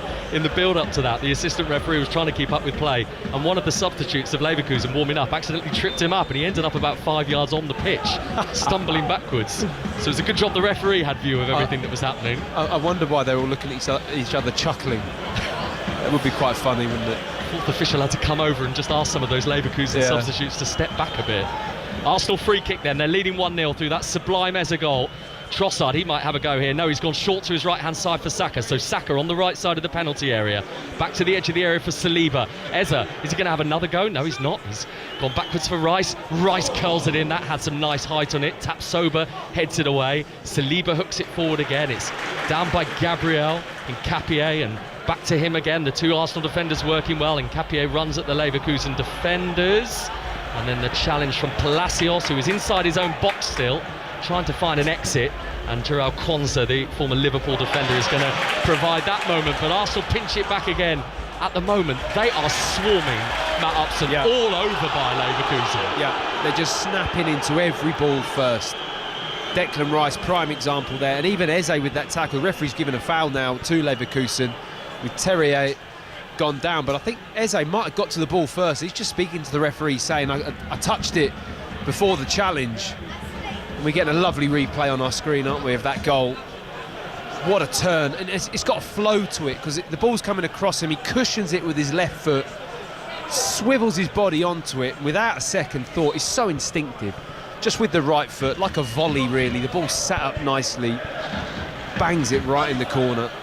Just seen the replay of Abera Eze with his trademark celebrations, both the arms up in the air, the fingers pointing skyward. I mean, it felt like divine inspiration. Yeah, it really was. By Leverkusen, who have been working off fair scraps in this first half against an Arsenal team who clearly mean business tonight, but the Germans, led by Kasper Hjulmand, the Dane, who is pacing around inside the technical area in front of us, working the ball down the left-hand side for Grimaldo. His cross has actually bounced back off his chest, having delivered that, or tried to deliver the ball into the box. Zubimendi with the block, back off Grimaldo, and out for an Arsenal throw. 1-0 on the night, Eze's goal, 2-1 on aggregate, and we're in the final 2 minutes of the first half at the Emirates Stadium, which had a good atmosphere at kick-off anyway, Matt, didn't it? But yeah, that's gone up through the gears now since that Eze goal. Kofane, after the work from Terrier, gets it for Bayer Leverkusen, and then brought down on the halfway line by Garcia. I think the way Arsenal are playing as well, I mean, it's a feel-good anyway after the result midweek, and that goal's gone in, but Arsenal are at it tonight. They're snapping into the tackle, they're making life so difficult for Leverkusen. There's Kwanzaa, and then interception by White, but the ball is swept into this wide area again for Grimaldo, the Spaniard, and then Garcia, also of Spain, and Mazza picks it up, left side of the penalty area, rolling his foot over the ball, left-footed cross, that's a good one up towards that far post, but there was nobody in blue there to meet it, and Arsenal with a free opportunity to clear it away. Kwanzaa tries to hook it back into the box. He's got the ball back at his feet again. He might have a go here, Kwanzaa. Instead, he's giving it to Grimaldo, who tried one more pass for Kafane, and that didn't work, and Arsenal clear, and Gyökeres goes chasing after Andrić, who is forced to go back to Blažević. There's brilliant cover from Saka there, actually. Gets back in on the edge of his own 18-yard box. Does a great defensive job for his team. So I think there was a lot of time there, but he came on the blind side and just put the pressure on and was able to turn the ball over. It was top play from Saka. Barcelona against Newcastle, that should be brilliant tomorrow night in the Nou Camp, live on 5 Live from 5:30. Yeah, very much looking forward to that. And Liverpool with some work to do for their game against Galatasaray at Anfield as well, which is our live commentary from 8. Maybe not as much work as Tottenham Hotspur have to turn their tie around against Atletico Madrid. We'll keep you updated with that one tomorrow night on 5 Live, and then Aston Villa against Lille in the Europa League on Thursday as well. So a really ram-stacked week of European football here on 5 Live and via BBC Sounds. Sports Extra with you from the Emirates Stadium tonight. We're in the last minute of the first half of this Champions League round of 16 game. Arsenal leading by Leverkusen 1-0 on the evening, 2-1 on aggregate. But just in the last couple of minutes of this first half, Bayer Leverkusen having a feel of the ball that they haven't really been privy to for a good 20 minutes or so. Yeah, I think that's probably about right.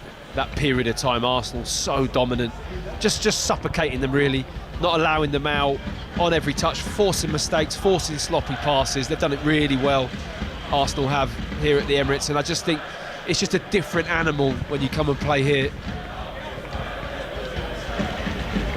And that animal that I think for a while was far meeker, wasn't it, than the animal that Arsenal are now over the past couple of seasons. Noted that on the front of the Arsenal programme tonight that the words Arsenal are spelt out in silver lettering, and that's quite appropriate really, because they've been bridesmaid, haven't they, so often recently in the Premier League, but maybe this is the golden season. Cross for Leverkusen into the box. Raya just about has it covered. The ball's ended up on top of his net, and that is the half-time whistle, and most of the Emirates Stadium will be focusing their eyes on Abera Eze. I certainly think the cameras will be, as he leaves the pitch. A brilliant goal from Abera Eze on the half volley from the edge of the box, snapped past Blažević to give Arsenal a 1-0 lead at half-time, and 2-1 over Bayer Leverkusen on aggregate. Mathups. Yeah, it's as you would expect, I think, here. Arsenal have delivered the high level of the type of football that they've been playing all season. They've done it very well, confident at the back, suppressing the opposition, then being really physical, really dominant, winning loads of corners and free kicks and throw-ins, and eventually applying enough pressure to force mistakes, and then Eze's popped up with an absolute piece of magic. It's been very Arsenal-like.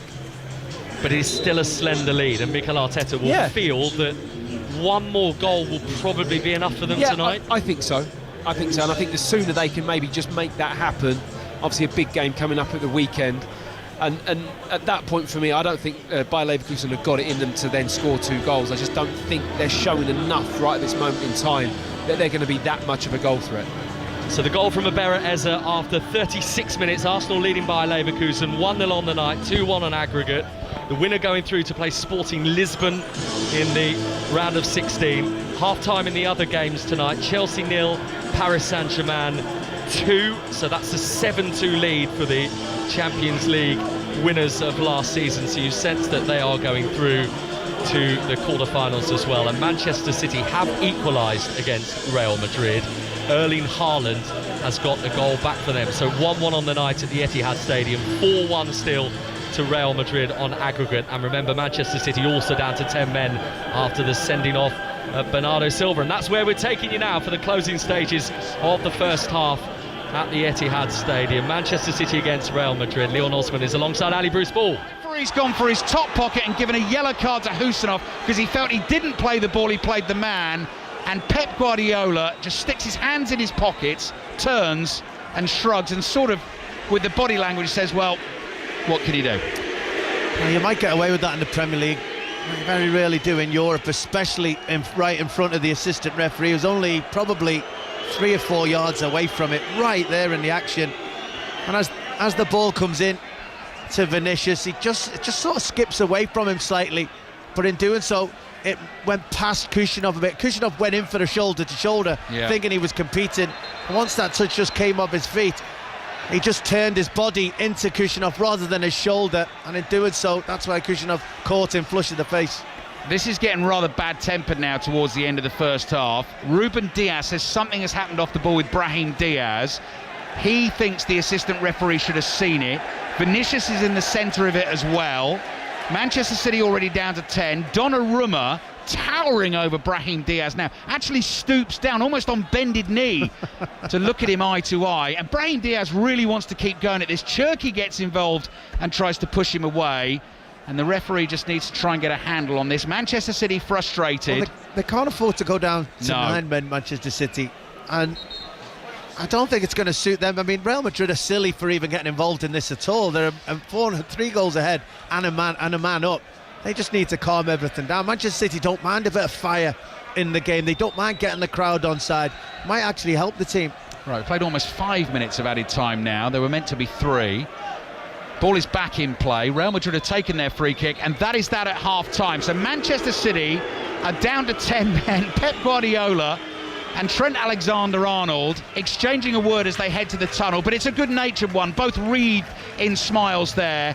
And Manchester City started tonight 3 goals down on aggregate in the tie. That remains the same. 1-1 tonight because Haaland got the equaliser after Vinicius gave Real Madrid the lead from the penalty spot, but crucially Bernardo Silva sent off and Manchester City down to 10 men. It will be quite some comeback tonight if they can pull it off. 1-1 at half-time. Kelly.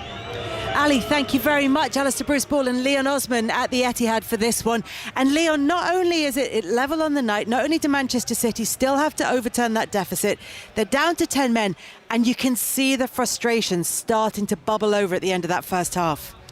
Yeah, of course, and that's inevitable because you had such different aspirations and expectations for this evening, and they started so well. They did. They were just a goal or a finish or a brilliant save from Courtois away from actually getting the perfect start to the game, and then one just good moment, I'd say, for Real Madrid. Brilliant play out from the back and the effort on goal, which I don't think that Bernardo Silva can have any real qualms about. He did stick his arm out, it did stop the ball going in the goal by the rule book. That is a red card as well, and suddenly everything seems like it's gone against them. Couple of other decisions as well that the referee didn't give, and suddenly you can feel that. But they've got a goal back, and it's a bit positive, and they finished the half on a high and on a positive, and that's what I said. You can all they can do now is get the next goal, just see where it takes them. Can Manchester City get 3 goals back in the second half against Real Madrid? Or, even better, Leon Osman and Alistair Bruce Ball will take us through the second half in just 15 minutes or so. Meanwhile, it's half-time at the Emirates between Arsenal and Bayer Leverkusen, and it's going well for Arsenal, John Southall. It is. Arsenal 1, Bayer Leverkusen 0, so they lead 2-1 on aggregate. An impressive 45 minutes this from Arsenal, and a special goal from Eberechi Eze, 20 yards out, a bouncing ball on the spin, and he struck it on his left foot on the volley, and it simply flew into the top corner. His first Champions League goal. What a goal, 9th of the season. They had chances before that, 3 for Leandro Trossard. The first he dragged wide, the second denied by Blažić, and the third again a brilliant stop by the keeper with his right boot. Gabriel's also headed one over. Declan Rice has been denied by the keeper. So yeah, so far so good for Arsenal. As it stands at the moment, they're heading into the last 8. 1-0 on the night, 2-1 on aggregate. And Matthew Upson also at the Emirates for us. As John was saying, Matt, it is 1-0 to Arsenal. That's stunning as a goal. But it could be more. They've been very much on top in that first 45 minutes. Yeah, they really have, Kelly, to be honest. It's been very Arsenal-like, this performance. Controlling, they've suffocated Leverkusen, they're forcing them into mistakes with the ball in their own box, and the intensity and tempo has been right at it. And from that, they've had loads of opportunities. They're winning corners, they're applying pressure there, and they've just had one absolutely magic moment from Eze to bang the ball in on the swivel with his right foot. It was a fantastic goal. So they're in a really good position at the moment at half-time.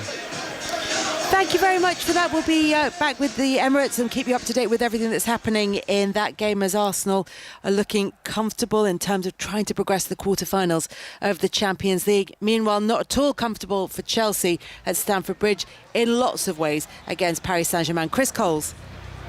No, 2-0 down, and any hope of a special Champions League comeback emphatically extinguished inside.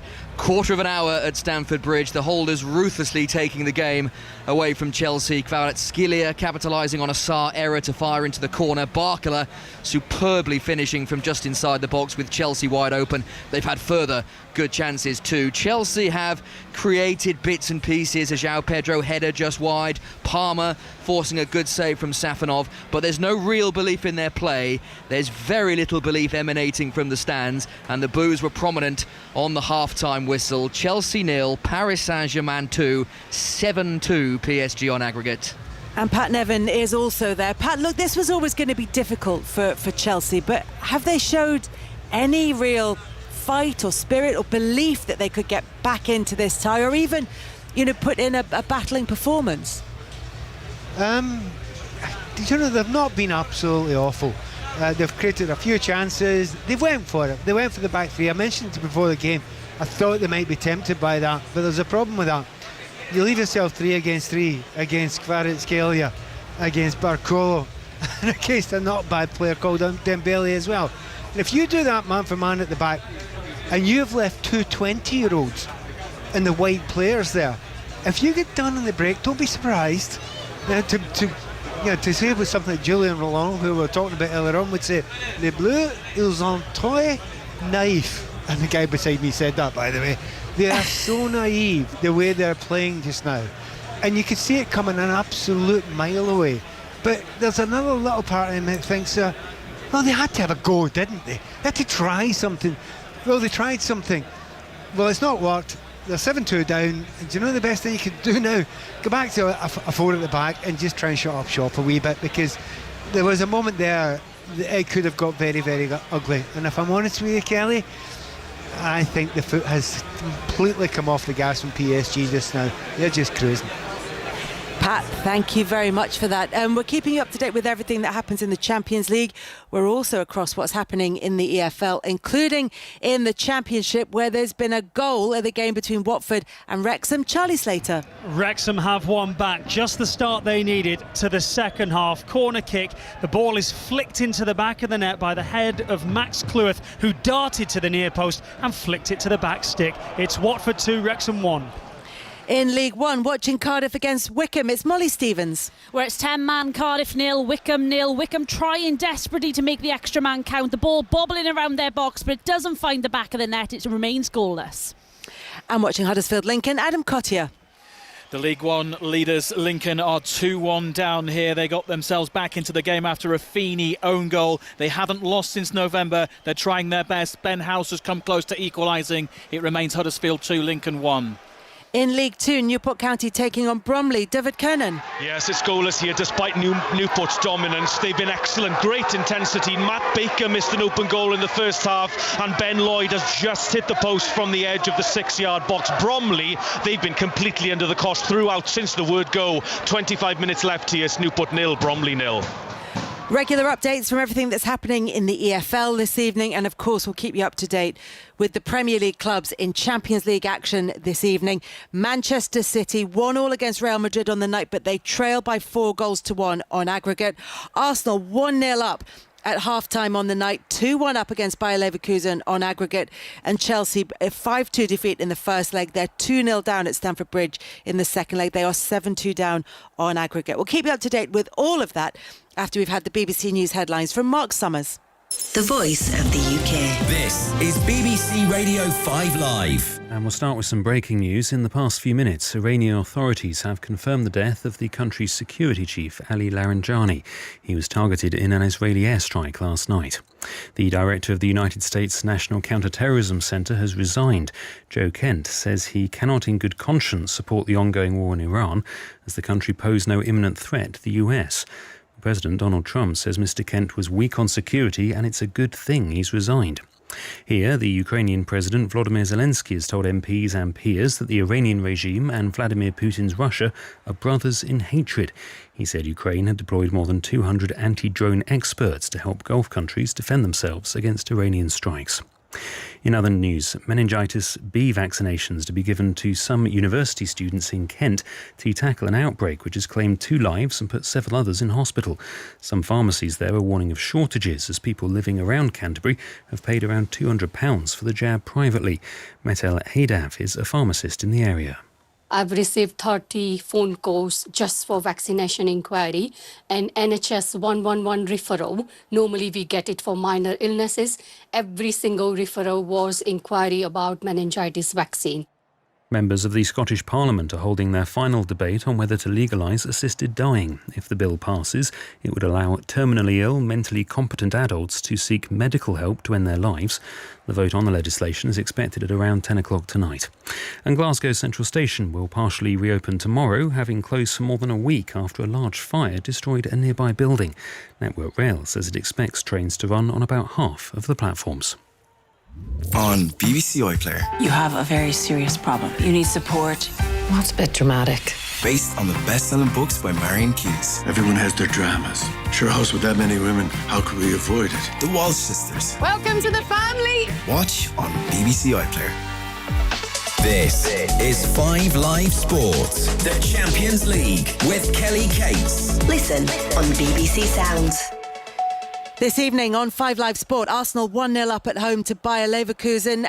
That's 2-1 on aggregate. Manchester City 1-1 against Real Madrid on the night, 4-1 down on aggregate, and Chelsea losing 2-0 on the night, 7-2 down on aggregate. We'll bring you the second half updates very shortly, and we've got 2 Champions League commentaries for you tomorrow night.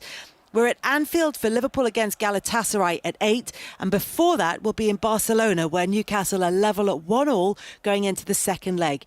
Let's hear from Eddie Howe, who's staying calm ahead of a huge night for Newcastle. The process that you go through before each game is the same, regardless of where you're playing, regardless of the size of the competition. We try to do the same things. We try to treat every game as if it is a Champions League final, without using cliches. So we'll do the work in the same way, we prepare in the same way. Yes, we're in a different environment, one we've never been to before. We'll enjoy the game when it comes, but we'll only truly enjoy it if we deliver what we know we need to deliver, and I think we're in a good place to do that. I think the players are probably as confident as they've been at any stage this season. With our recent performances, I think have been really strong. The individuals within our team are performing at a really high level as well. That hasn't always been the case this season. So hopefully we're peaking at the right time, but we need everything to go our way tomorrow. We'll leave our coverage on 5 Live there for now. Welcome back to 5 Live Sports Extra live at the Emirates Stadium. We are just about to get underway in the second half. Arsenal leading Bayer Leverkusen by 1-0. Abera Eza 9 minutes before half-time. And as Leverkusen begin this second half going from left to right, doesn't appear to be any changes for either team, so I'll give you the Arsenal team first of all in full. Raya in goal, and then White, Saliba, Gabriel and Nkapie in defence, Zubimendi and Rice, and then Saka, the goal scorer, Eza, Trossard and Gyökeres. And for the visitors Leverkusen, Blaszczak, who had to make plenty of saves in that first 45 minutes, the German, Kwanzaa, Andrich and Tapsoba. And then Poku, Palacios, Garcia, Ronaldo, Mazza, Terrier and Kafane. And Arsenal win an early free kick for a foul on Abera Eza, about 5 yards or so inside by Leverkusen's half. They're going from right to left in this second half. Arsenal in the red shirts with the white shorts and the red socks. Yeah, that booking there, I think it's Palacios with the tackle. Last week they were winning those by Leverkusen. Arsenal were a little bit of a half a yard slower, and I think they were about half a yard quicker, and that's just the difference in this game. Arsenal have just got the edge on Bayer Leverkusen. They've got to up their game, Leverkusen, if they want to get back into this, because at the moment Arsenal just winning all those little 50-50s all over the pitch. And the winner of this game going through to the quarter-finals of the UEFA Champions League, and they will have a two-legged tie against Sporting Lisbon of Portugal as Arsenal try to make some tracks down the right side. Leverkusen's left. The ball's out of play for an Arsenal throw, which Saka takes quickly and goes back towards the halfway line. Unbeaten in their last 13, Arsenal, in all competitions. The last side to beat them, Manchester United, here back at the end of January, but they've been relatively serene since then. Yeah, I was here for that game, and it was a really interesting game. Went ahead and then just got pegged back against the United team that was on a big bounce actually and playing really well, scored some good goals.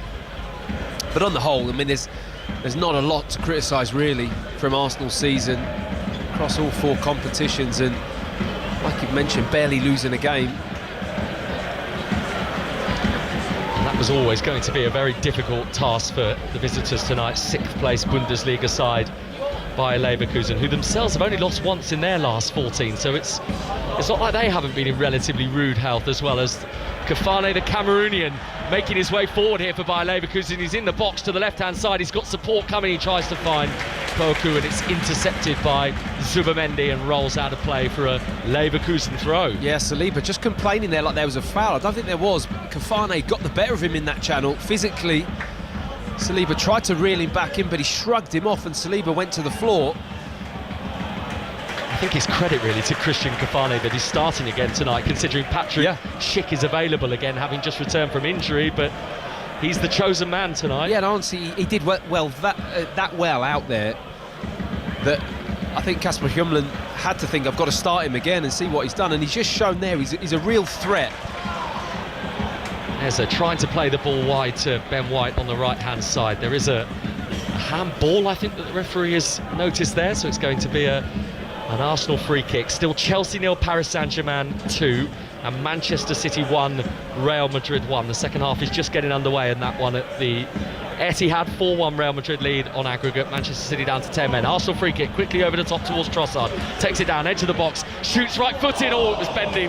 It didn't quite bend enough to beat Blaszczak, but Leandro Trossard nearly making a special goal of his own. Yeah, from where we're sat, I was just waiting for that to hit the back of the net. We're right on that angle. Cuts inside on his right foot, bending it towards the far post. That is not far away, probably 2 foot, I would say. Blaszczak on that side of the goal was relatively happy to kind of see it sail past the post. I don't necessarily think, Matt Upson, that was the body language that was fitting for the shot, really. Yeah, it kind of had a little bit of a look of like, oh, that could be in. Yeah, and he was glad when it wasn't. Leverkusen offering some intent in this second half as the cross ball in from the left-hand side is headed away by Saliba, but it's gone backwards, so it's required Ben White to head all the way to the byline, and on the half volley he pumps it up towards the halfway line, where Gyökeres is happy to make a nuisance of himself. He's barged his way past one, but Edmund Tapsoba had the run on him there, so he restarts things for Bayer Leverkusen from defence. Don't get too many Edmunds, do you, in football? I'm trying to think of any other Edmunds. Remember Eric Edmund, the Spurs defender? Do you remember him? Yes, I do. I can't even think of a first name. Edmund. No, Edmund. It's a bit of a... That's the thought. In fact, I don't know any Edmunds. Do you know any Edmunds? No. Not at all. So Edmund Tapsoba playing the ball out to the left wing for Alex Grimaldo, and it's Palacios back to Tapsoba again. He's a Burkina Faso international, Edmund Tapsoba. Has actually played Arsenal before, because he was in the Vitoria Guimarães side in the Europa League that came across Arsenal 6.5 years ago. So it's not his first time at the Emirates Stadium. Bayer Leverkusen just enjoying a little bit of possession just inside their own half, with the captain Robert Andrich, who at this point last week in the tie just scored the opening goal with his header at the back post, but they try and quickly move the ball forward, and it's misplaced and run all the way through to the man in all yellow, the Arsenal goalkeeper David Raya. They're 1-0 up Arsenal on the night, 2-1 on aggregate. It's going to be interesting to see what their approach is as well, Arsenal. Do they still keep trying to work, press, force the issue, force the mistake from Bayer Leverkusen and get another goal, and then can really kind of just settle back and see the game out? Or do they just kind of sit somewhere between at the moment they're probably a little bit between. It hasn't quite had the same intensity the start of this second half as the first one. Still fighting on four fronts, this Arsenal team. Eze turns it round the corner, halfway inside Leverkusen's half, gets it back off Gyökeres, into the box for Saka. Saka rolling his studs across the ball, up to the edge of the penalty area, and eventually squeezed for room by the 2 or 3 blue shirts of Leverkusen that were around him. And the Germans going from left to right in this second half. Go to Poku, but Poku's lost it, sliding at the feet of Eze. Gyökeres shoots from the edge of the box, and Blaszczak down to his left-hand side makes a routine save. Not a bad hit from Gyökeres, got to have a go there. He's one-on-one, try and get a shot off, but Eze's looked very sharp today, I have to say. Lovely little flick round the corner just before that. The ball came into him, he just spun it with the outside of his boot, round the corner into Gyökeres. They've actually linked up quite nicely, those two. It's an amazing turnaround for Iber Eze, considering where he was at 2 months ago and people questioning his very Arsenal future when he was on the periphery of this team. I think, you know, just finding the change of gear to a club like Arsenal can be tricky. And I know he's obviously in the rhythm of playing in the Premier League and has been doing well in the Premier League, but it's such a different requirement. It's going to take a little bit of time for him to really settle in. He's still a little bit up and down with his form, isn't he? We can't all seamlessly pull on the Arsenal shirt. No, not many people can. Certainly when you're coming into a season where it's this title-winning pressure all the time. Every game's a slip-up, isn't it? Potential banana skin. Arsenal avoiding the potential of that tonight with their 1-0 lead, and Eze's goal by Leverkusen with the ball midway inside Arsenal's half, and the noise levels just going up again from the Emirates crowd, maybe just sensing that their team require them at the moment. The little dummy to be picked up by Palacios, and then Cafane with the layoff, and then the shot eventually was from Mazza, though he didn't really get hold of it there, did he, Ibrahim Mazza? And then Leandro Trossard has been hounded into that right-back area by Cafane, and it's an Arsenal throw, and Leandro Trossard pumping his fists and raising his arms in the direction of the Arsenal fans to say, I'm showing the fight. Yeah, just a little snippet though of Leverkusen football there, wouldn't it? Lovely play, little angles, 1-2 passes, forge their way into the box, and then Trossard just winning that battle on the far side with Cafane. Of course, the Europa League finalists, weren't they, only back in 2024 in that amazing season they had when they went unbeaten throughout the whole of the Bundesliga campaign under Xabi Alonso, and then eventually lost that final comprehensively in the end to Atalanta, final that took place in Dublin. They've got a long way to go to get back on the road to Budapest in 2026 by Leverkusen, with this scoreline of 1-0 to Arsenal and 2-1 to the Gunners on aggregate. But it is by Leverkusen coming forward down the left-hand side. They're the challenge on Meza, picked up again by the Germans. Kwanzaa wants the ball, instead it's laid short for Tapsoba. But they're almost back on the halfway line now by Leverkusen. Andrich back to Tapsoba again in those bright orange boots, and then with the captain Andrich, the German international, and then with the right foot the ball played out to this right side for Ernest Poku, who tries to run his way past Arsenal's left back Piero Nkapie, on loan by Leverkusen defender, and they've worked this well. Grimaldo's in the box, he can't find the space to get the shot away, and on the volley is cleared away by Nkapie, but by Leverkusen have got Arsenal slightly pinned in here. It's a good passage of play, isn't it? They're finding 1 or 2 passes, getting them off, and then once they get into the box, they're getting smothered out a little bit. Arsenal defending the box really well. Kwanzaa to the byline, low ball in, claimed at his near post by David Raya, with Christian Cafane no doubt in his eye line.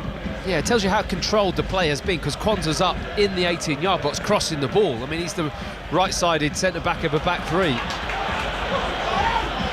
Former Liverpool defender in a team actually that won here in the FA Cup third round. Here's Saka for Arsenal.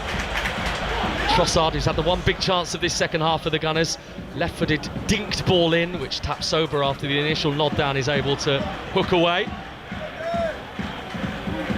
Quite sprightly, hasn't he, Leandro Trossard, throughout this game, popping up in different areas of the pitch. There he is again, winning the ball back for Arsenal.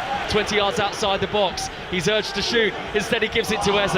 Eze tried to dummy it because he recognised that maybe a pass was on for Saka, and it was one bit of intricate play too much by Arsenal. Yeah, Grimaldo tucked all the way in from the left wing-back position, made a really good tackle actually, read the situation well. They are making a bit more of a fist of this, though, aren't they, Leverkusen? Definitely, they're coming out with a bit more edge. I think they were maybe not quite themselves in the first half, couldn't quite get into the rhythm, allowed Arsenal to get on top and then start to apply the pressure. Second half, they come out with a little bit more fight. Andrish shooting from the edge of the box, probably wished he didn't. Sent that a good 5 or 6 yards wide of the left post of David Raya. You can see a couple of Bayer Leverkusen changes that might be imminent, including the 18-year-old Montrell Kulbreath, who is a German under-19 international, only made his senior debut in December, but big hopes and expectations in Leverkusen for what he might be able to bring in the years to come. He's going to be part of a double change, not yet, because those two players are not quite ready to go. So Raya sends that ball forward from inside his own 6-yard box. It's bounced the way of Declan Rice in the Champions League Team of the Year last season. The Arsenal midfielder, probably mainly off the body of evidence of his work against Real Madrid here. Yeah, stunning night, wasn't it? Incredible. It's funny enough, the referee just had a little word with Arsenal there for time wasting on that goal kick with David Raya and the two centre-backs. Just tells you a little bit about where this second half is at the moment. It's only 13 minutes old. It feels a little early to be moving into those tricks. Arsenal in possession on the halfway line, with the goal scored by Bera Eza in the first half.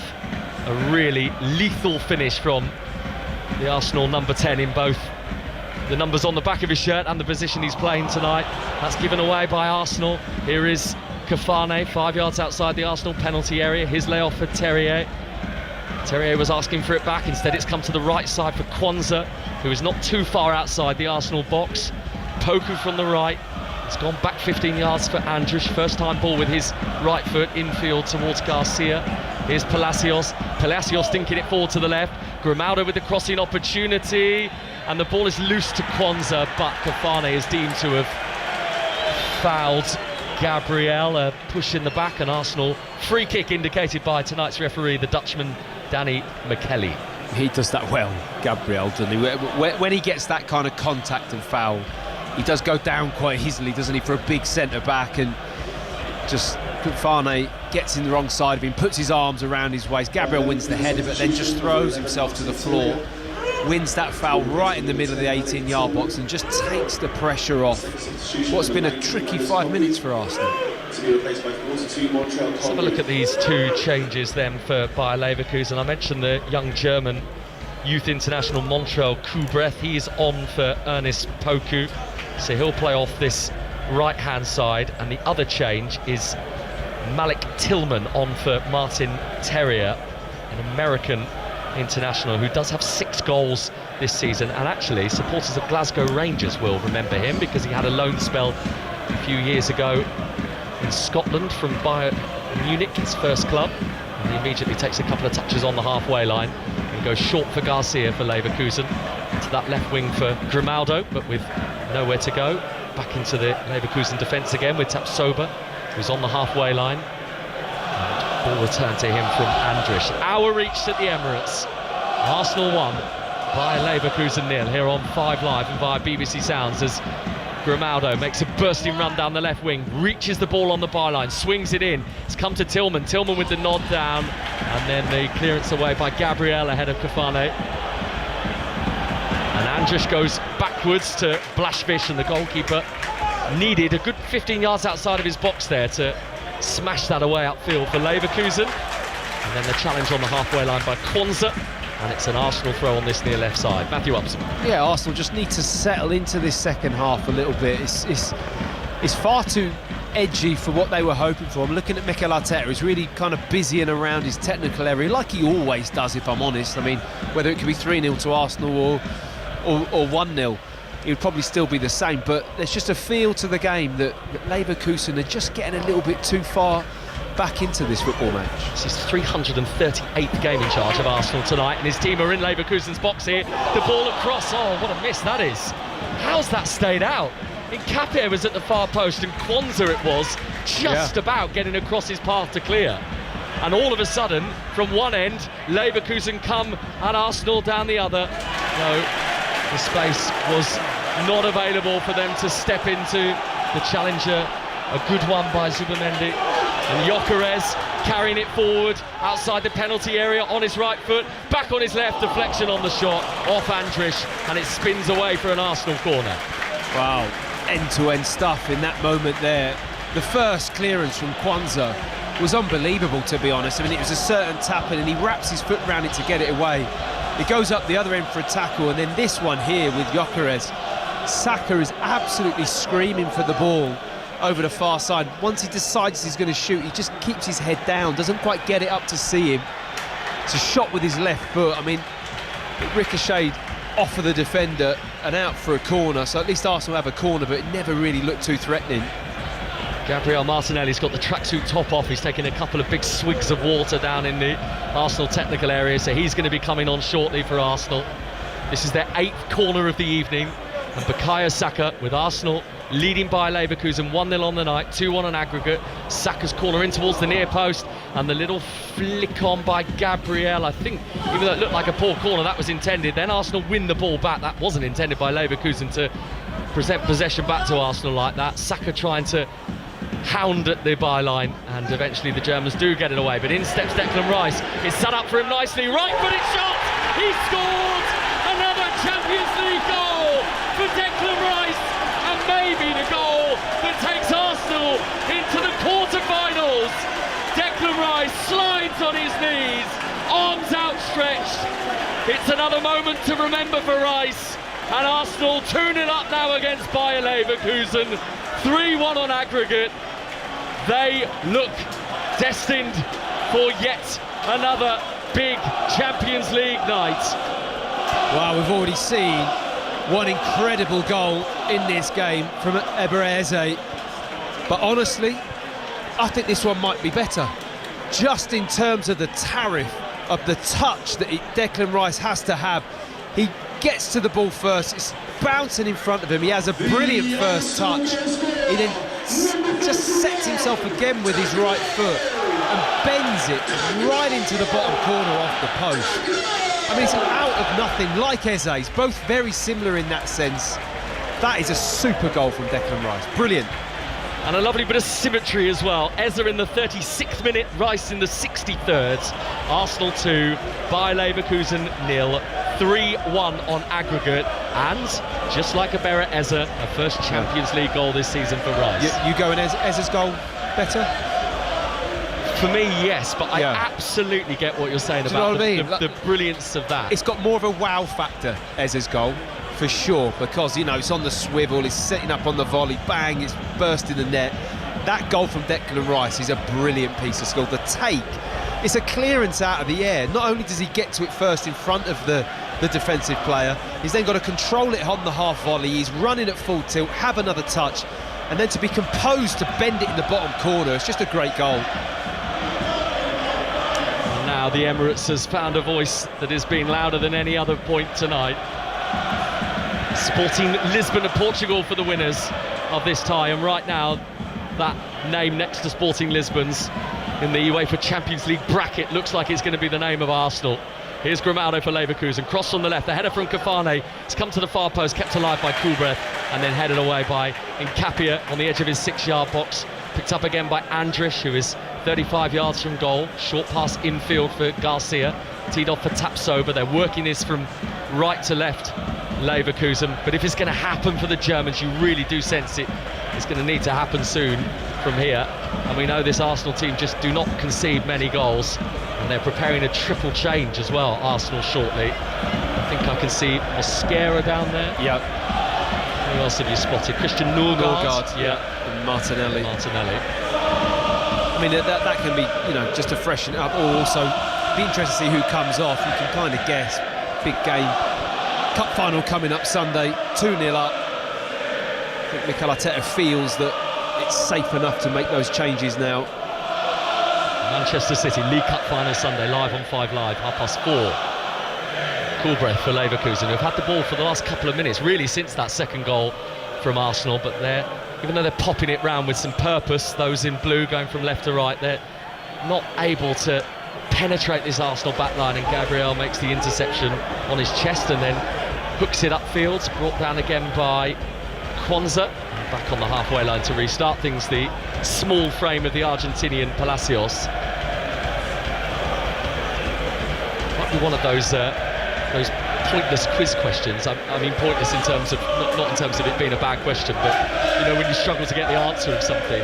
Palacios, part of the Argentine World Cup squad, won the tournament in 2022.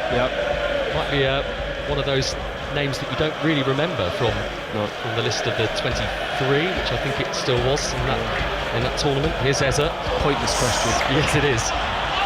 Here's Eza from the halfway line. He's carried this almost half the length of the pitch. He's now on the edge of the box. Eza chops onto his left foot, shoots low, and the block was by Kwanzaa, and he was the only real barrier to that Leverkusen goal. Yeah, he was. He wanted the goal. Saka, who's worked hard all evening, to be fair, hasn't really had too much action in front of goal.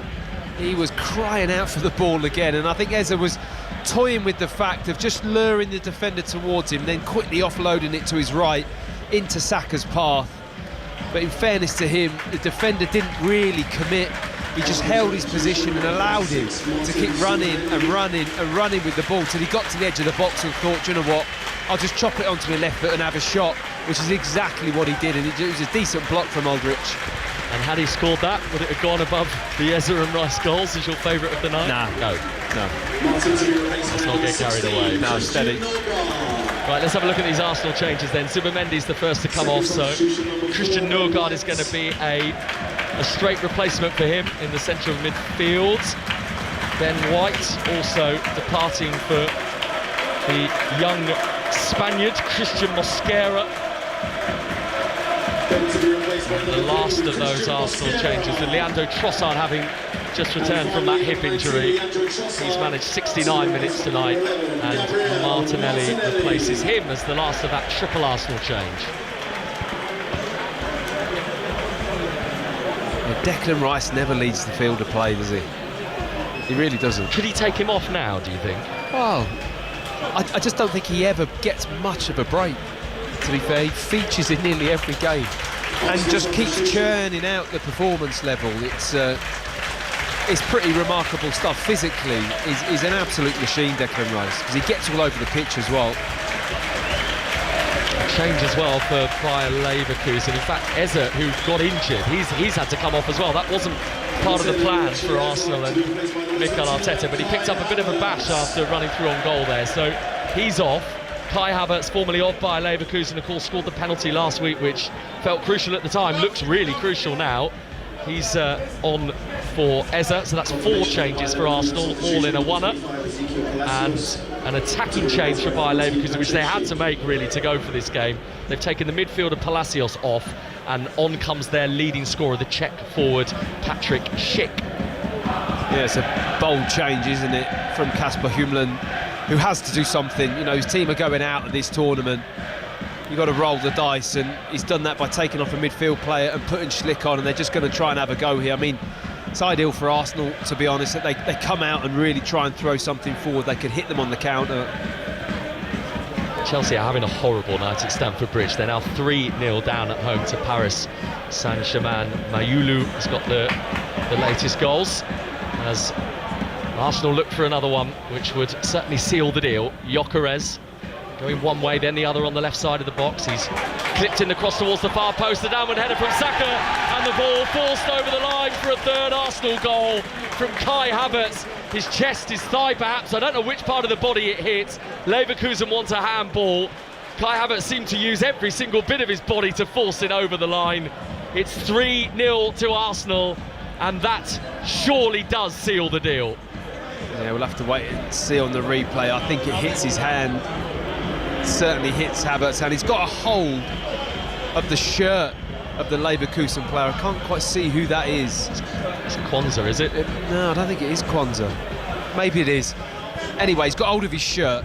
Oh, it's Tillman, my apologies. It's Tillman, yeah. sorry, yeah. And the ball that Saka heads, it bounces up and it just hits his fist, doesn't it? It looks quite clear.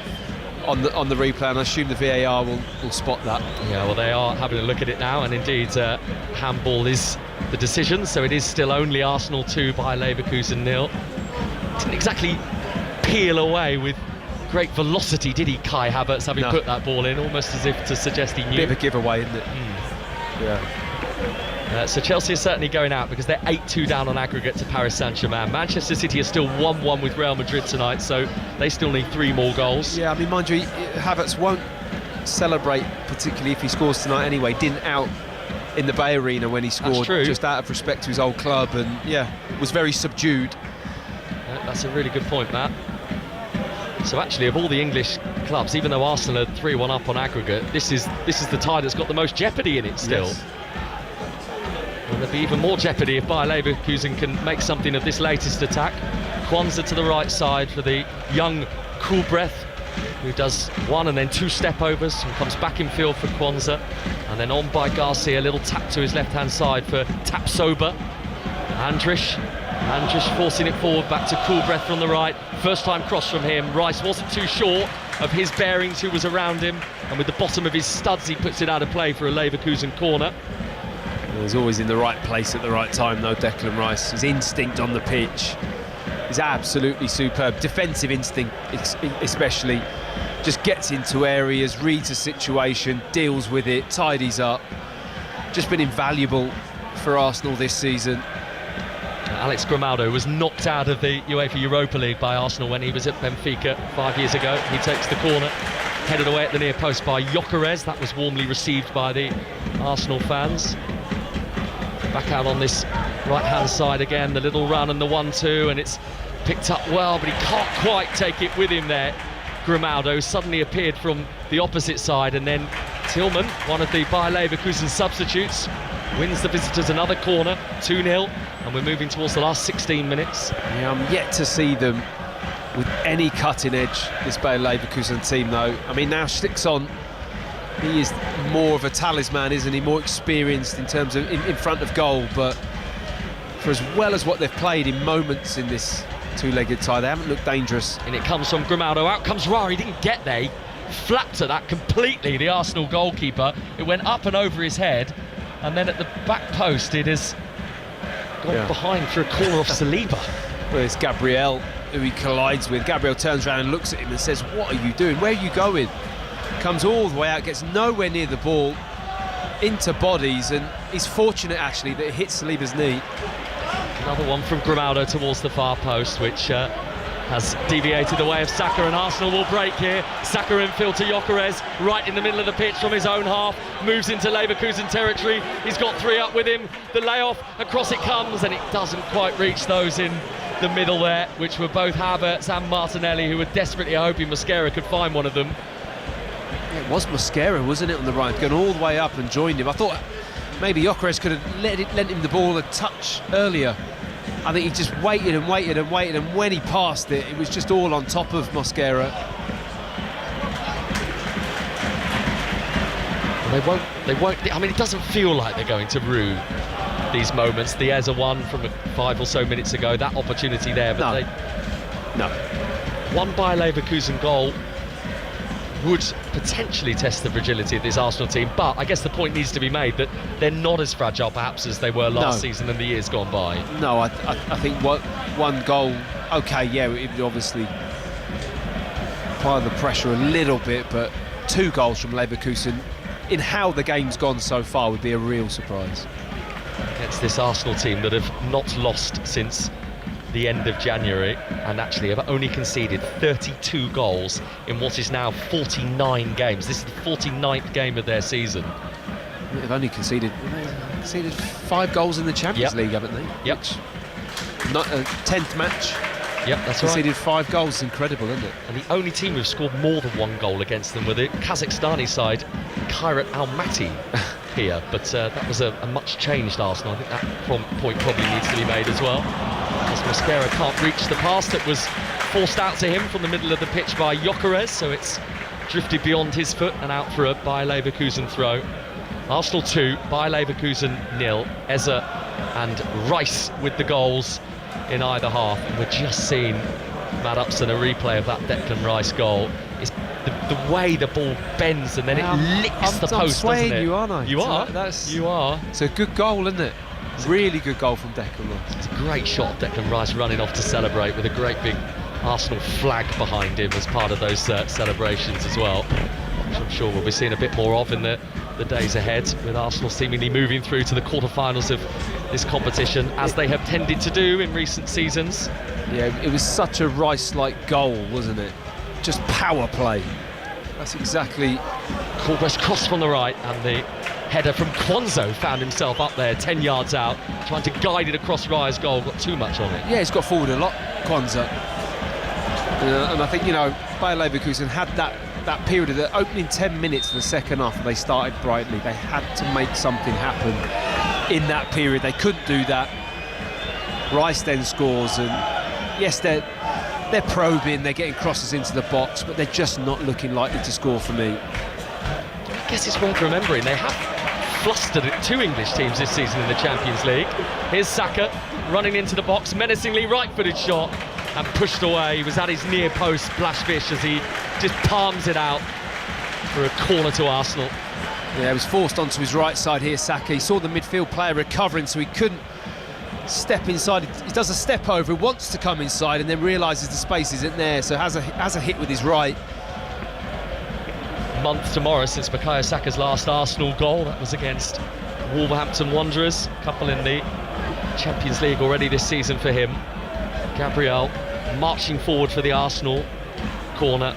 He stands very prominently about 2 or 3 yards outside the Arsenal penalty area.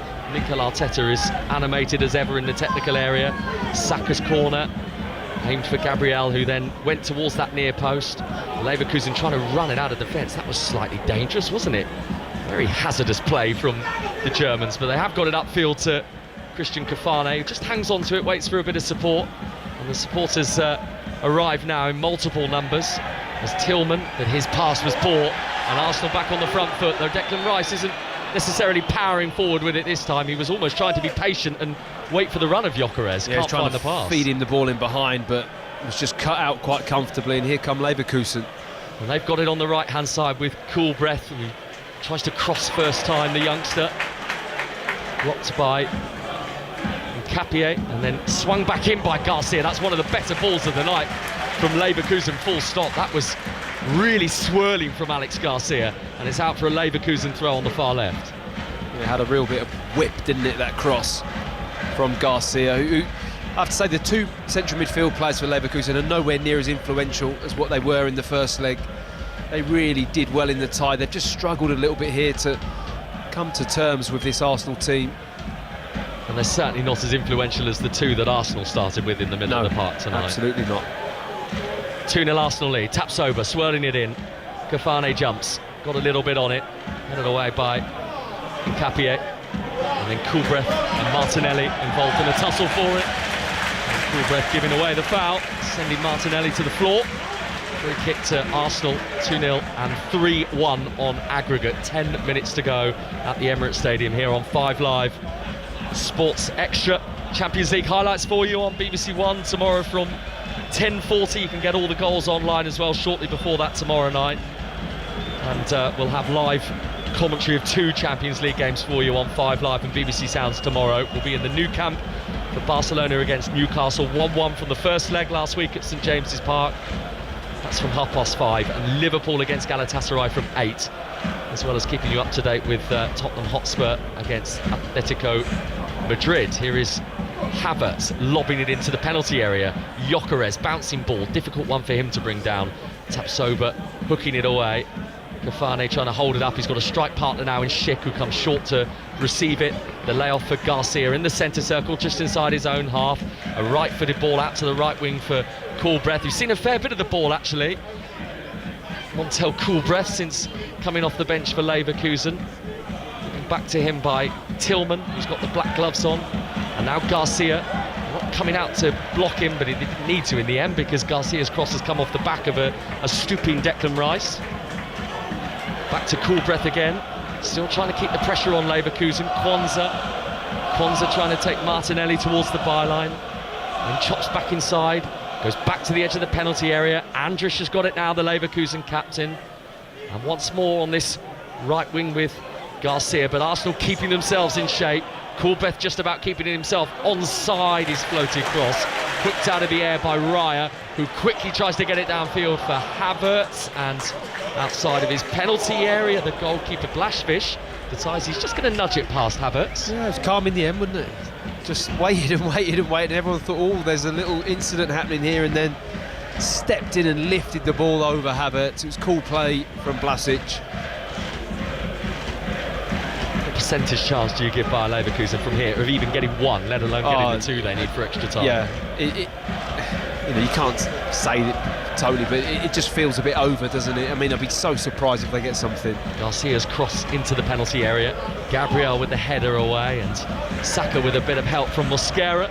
Clear it out for a Leverkusen throw in front of those who have made the trip over from Germany tonight. And they're going to make another change here as well, the Bundesliga side. Here comes Eki Fernandez, the Argentine in his first season with the club, having joined from the Saudi Pro League side Al Qadsiya. And it's Robert Andrich who is coming off here. He's put the armband on the left arm of Alex Grimaldo, so the centre-back removed, and Eki Fernandez, who I guess is going to play in that hybrid role now, perhaps between centre-half and defensive mid. Yeah, or they'll just go to a back four and think, right, we'll just put on another midfield player and just throw one of those players a little bit further forward, or we could play with two centre-forwards right high up now. Leverkusen throw from the left, infield for Kwanzaa. 2-0 to Arsenal. Ezra and Rice with the goals in either half. Grimaldo's cross from the left wing, a deflection on it, and a bounce into the grasp of Raya, who bowls it out directly to Rice, who's happy just to use his frame and his pace to power away from Garcia. Just makes it look so easy, Declan Rice. Yeah, he's just a dynamic, powerful runner, isn't he? When he gets going, he just looks like he could glide past anyone. And Arsenal are happy to sometimes just defend. I mean, I'm looking at Gabriel, Saliba, Hincapié. They just love soaking up the pressure. They like that back four where you can imagine them in training, just hours of back four movement sessions, clearing crosses, getting positions. They're so efficient. You've got Rice in front, just reading everything. Even if they are under pressure, and Leverkusen have had the ball predominantly the last 10 minutes or so, Arsenal are happy with that. They trust their back four and goalkeeper to be able to just soak it up and not concede. He reminds me of a prime racehorse, Declan Rice, which is very appropriate given we've just had Cheltenham Festival. Well, he's the horse, isn't he? That's what he's the horse. That's what they nickname him here after. Well, I played with a guy called the horse called Oleg Luzhny. Do you remember him, the right back? I do. He was nicknamed the horse at Arsenal. I think Declan Rice stole that one just from the similar way, the way he used to canter up and down the right hand side. When he went galloping, no one stayed with him. Kafane shooting from the edge of the box. It's wayward of Raya's goal. Gabriel have made a barrier of sorts to cut down the angle for the young Cameroonian, and it spins out of play for a goal kick. Arsenal 2, Bayer Leverkusen 0. I do remember Oleg Luzhny. He's one of those sort of more underrated players of that era, Definitely. I think, for Arsenal. Is that a fair thing to say? Yeah, we signed him from Dinamo Kiev. We played against him in Dinamo Kiev in the Champions League when they beat Arsenal when we played at the old Wembley, and he was sensational in that game. And I think Arsene Wenger just signed him off the back of that. Wow! Yeah.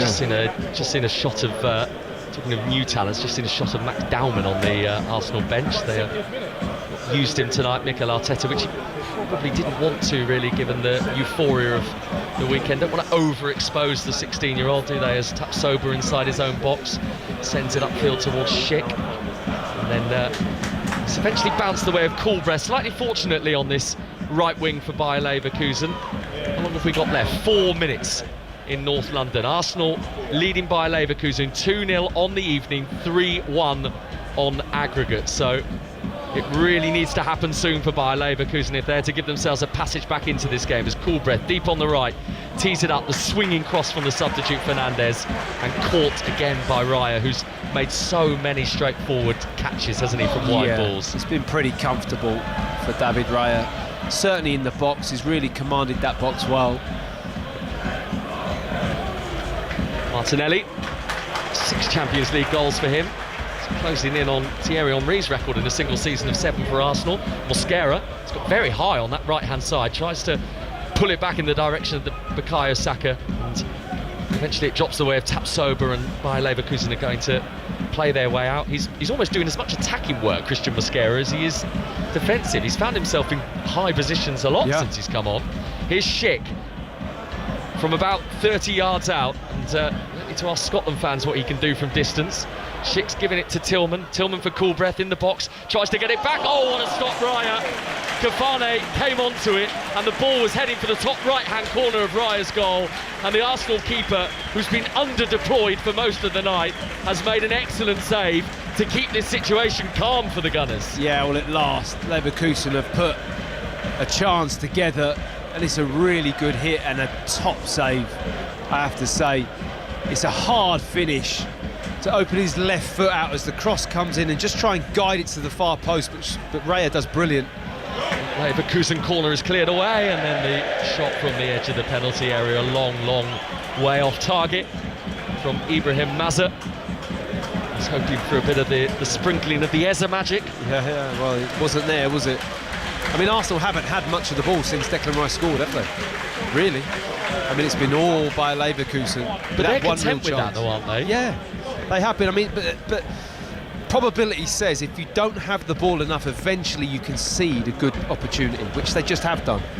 Luckily, David Raya was ready and, you know, up to the task of stopping that, but it is a dangerous game because as well as you can defend, there are some things you just can't defend. And when that happens, you know, you can get caught out. There was a game here against Brighton that I was at, Matt, and you'll have to forgive me for not knowing the exact dates, but it was 2 or 3 months ago now. And Arsenal have been relatively comfortable in the whole game, and then all of a sudden, right at the end, with a 1-goal lead, Brighton fashioned this chance from nowhere, and Raya made a brilliant save. Yeah. Same end over towards our right-hand side, and you thought that is the mark of an excellent goalkeeper, to be so quiet and then to step up like that. Yeah, absolutely. There's a few Arsenal fans around us that are departing as Victor Gyökeres, hustling and bustling as ever. He loves to do that, doesn't he, the Swede? Wins Arsenal another throw. It's still Chelsea 0, Paris Saint-Germain 3 at Stamford Bridge, 8-2 on aggregate to the Parisians. And Manchester City look like they're going out as well to Real Madrid. They are 1-1 on the night, 4-1 on aggregate against the Spanish side. So it's only going to be Arsenal on this Tuesday night in terms of the English clubs, the Premier League teams who are going to be heading through to the quarter-finals. And I'm sure that Newcastle and Spurs and Liverpool fans won't appreciate me saying this, but there is a possibility that Arsenal are the only English team in the quarter-finals. Possibly. I mean, we'll have to wait and see. Victor Gyökeres, the last of the Arsenal changes tonight, and Mikel Arteta just shoring things up with the introduction of the 19-year-old Miles Lewis-Skelly in his place. No goal for Victor Gyökeres tonight, but he's led that forward line well. He has, and I think he's slowly getting better, if I'm honest. I mean, the goals, he obviously wanted a goal, and I think his record has been okay this season, to be honest. But his performances and his hold-up play is getting better. He has got 16 goals, Victor Gyökeres, and he has taken quite a lot of criticism as well throughout this season. No, but I agree. 16 is a pretty good return. I at this agree. stage. It's more goals than what you would think. So, you know, I think all in all, if Arsenal do win the title, I mean, the signing has completely worked, hasn't it? And he's scored some important goals against teams where Arsenal were kind of drawing 2-2 at home against, you know what I mean? And he's made the difference in those games. 2-0 to Arsenal. We're in stoppage time, those 4 minutes, as Martinelli's cross is blocked, and behind it goes for an Arsenal corner. And there is very much a sense from not just the Arsenal players, but the Bayer Leverkusen body language now. They know that the exit door is looming for them in the Champions League in 2026. And it certainly will be if Arsenal do something more with this corner as well. Mention those games: Barcelona, Newcastle, Liverpool, Galatasaray, both of those live tomorrow night on 5 Live for you, and at different times as well, so you can enjoy a full night of live European football, as well as the updates from the Spurs Atletico Madrid game. Aston Villa against Lille on Thursday as well. We'll have that live for you on 5 Live and via BBC Sounds in the Europa League. So Arsenal corner in stoppage time with a 2-0 lead, 3-1 on aggregate. Rice right-footed, high towards that far post, headed back across goal and pushed away by Blaszczak. Saka collected on the right-hand side, and Gabriel, who is high up there, was the one who was trying to keep everything active. But, I mean, he has found himself on the end of almost everything tonight from the Arsenal set pieces. Shock horror. Yeah, what a surprise. It's like a magnet, isn't he? Just attracted to him, but it's not a mistake. You know, the instinct that he has in those areas is second to none, really. So Arsenal a couple of minutes away now from dispatching the one-time Champions League finalist Bayer Leverkusen back in 2002. You'll remember that final for that brilliant Zinedine Zidane goal. One of the greatest ever Champions League final goals, I think. It was, yeah. Mind you, Gareth Bale might have something to say about that. Arsenal hunting for one more goal with some tired Bayer Leverkusen heads and minds, though. Taps over, smoothing over the cracks to win it back in the left-back position for Leverkusen. And they work it across their back line with Kwanzaa. There's Garcia on the halfway line with the yellow boots, coming infield, the little Spaniard, and the layoff for Tillman. 1-2 between him and another of the Spaniards, Alex Grimaldo, and then it's going to be a Leverkusen corner, blocked by Mosquera to send it away from the delivery from Ibrahim Mazet. Yeah, last little bit of defending now, and they're just desperate for the clean sheet, Arsenal. The corner was taken quickly, and Coolbreth has it taken away from him by Hincapié, but it's back with Fernandez, who has swept a ball out to that left-hand side for Grimaldo. Leverkusen have got 5 in blue inside the box. It's behind Kwanzaa as the delivery comes in, and Martinelli's the one who's able to shift it away for Arsenal. And now the chance of Wembley rippling around the Emirates, with thoughts now turning to League Cup final on Sunday against Manchester City. What an occasion that is going to be. Live on 5 Live, 4:30 kickoff. Arsenal against Manchester City. Yeah, it's almost the ideal performance and result as well, isn't it, for Arsenal before that game? Here's Schick. Schick's pass too heavy for Coolbreth, who was high on the right-hand side, out for an Arsenal goal kick. And we are now in the final few seconds, and I think once David Raya has got the ball and has sent it upfield, that will be that. That will be it. And it's a good night for Arsenal. I don't think Mikel Arteta could have asked for more. The goal from Eze was big in the first half. Doesn't even get the chance, David Raya, to take that goal kick. Arsenal smoothly into the quarter-finals of the Champions League on a night where, frankly, they were unflustered by Bayer Leverkusen, and they progress with 2 splendid goals. Abera Eze with the half volley from outside the penalty area in the first half, high up to the right of Blaszczak, and then Declan Rice with a sublime finish of his own, collecting the ball in his own stride on the edge of the penalty area and slotting it into the bottom left-hand corner. And from there on in, it was a calm, composed, collected Arsenal performance, and another step towards possible history for the Gunners. 2-0 they've won it on the night, and Arsenal beating Bayer Leverkusen 3-1 on aggregate. Matt Upson. Yeah, such a solid performance from Arsenal. It had everything that you'd expect from what they've delivered this season, to be honest, but it had an added ingredient of 2 absolutely top-class goals, which were the difference. Real Champions League level individual pieces of skill from Eze and from Rice separated the 2 teams. Arsenal were the better team, but dominated throughout a lot of the game in many different ways, but the 2 finishes from the Arsenal players were absolutely Champions League quality.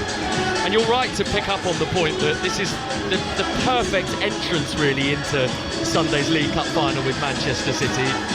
Doesn't appear to be any injuries. Mikel Arteta was able to rotate his team in the second half with a multitude of substitutes. It's almost like this is the way he would have wanted it to play out, a clean sheet as well. Yeah, I think so, and I think, you know, the first half goal from Eze was big, allowed them to go in second half and just a little bit more settled, and then once Rice gets that goal, they can just really, I mean, they just defended, which, okay, you're working, but it's so much harder working when you have the ball moving, running off it, trying to create something. Mentally, it's more challenging as well, and I think the foundation of the team is so strong, they can just set back and then see the game through, and it's a great opportunity to then make changes, which Mikel Arteta did. And we've had a lot of talk, haven't we, in the past week, given what happened in the Champions League a week ago, about what's going on with Premier League teams. Are they as dominant as people say they are across Europe? And actually, they were just a level above a very strong Bundesliga team tonight. Yeah, Bayer Leverkusen. yeah, absolutely. I mean, they're not playing PSG or Real Madrid, so, you know, that you'd have to say is bumping up to that next level, but Arsenal clashing with one of those two teams like that's going to be a very interesting game this season, if it happens. And if it does, it won't happen till the final, as discussed. So we sort of know a little bit more of the route now for Arsenal. They are going into a Champions League quarter-final against Sporting Lisbon. So those two games will be played over the weeks of the 7th and 8th of April and the 15th and 16th. And then, of course, it will be either Newcastle or Barcelona or Atletico Madrid or Tottenham Hotspur in the semi-final, should Arsenal be able to take that next step. That will be interesting, won't it? I mean, a lot to go through. Newcastle and Barcelona, that's going to be a cracking game tomorrow. Really looking forward to that. But Arsenal are in a good place. Good side of the draw, shall we say, if that does exist at this level, at this stage of the competition. But they just want to focus on winning today and the cup final, and it's a habit, isn't it? It's a habit that this team has this season. And after Sunday, maybe the whispers of quadruple, if it goes Arsenal's way, will get a little louder. Thank you very much, Matt Upson. Thank you. We'll be hearing a bit more from you after 10 o'clock shortly, so stay with us here on 5 Live. It's finished Chelsea 0, Paris Saint-Germain 3 at Stamford Bridge, so the champions PSG through to the quarter-finals on aggregate of 8-2 against Chelsea, so that's an astonishing win for them. And Real Madrid have scored very late on again at Manchester City, so we knew they were going through anyway, but they have sealed it with another goal from Vinicius Junior. So 2-1 they lead on the night, 5-1 against 10 men Manchester City tonight. Thanks very much for your company this evening here on 5 Live Sports Extra. That's it from our coverage here at the Emirates Stadium. Arsenal with thoughts of the League Cup final to turn to now on Sunday, a game you can hear live on 5 Live against Manchester City, into the quarter-finals of the Champions League. But stay with us here on 5 Live. We'll have more reaction from here and those other games involving the English clubs tonight in Europe, rounding up everything that has happened on this night of continental football. But for now, from Matt Upson and myself, Chris Wise, we will see you soon. That handball with his elbow on the line, this game was beyond them. Well, since Manchester City beat Real Madrid in the second leg of the semi-final in 2023, en route to winning the Champions League, they have faced them 6 times in legs of knockout ties in the Champions League, and they've not won a single game. Real Madrid have got their number. They've knocked them out of the Champions League for the 3rd season running, for the 4th time in 5 seasons. Valverde at the treble in the first leg, Vinicius at the double in the second leg.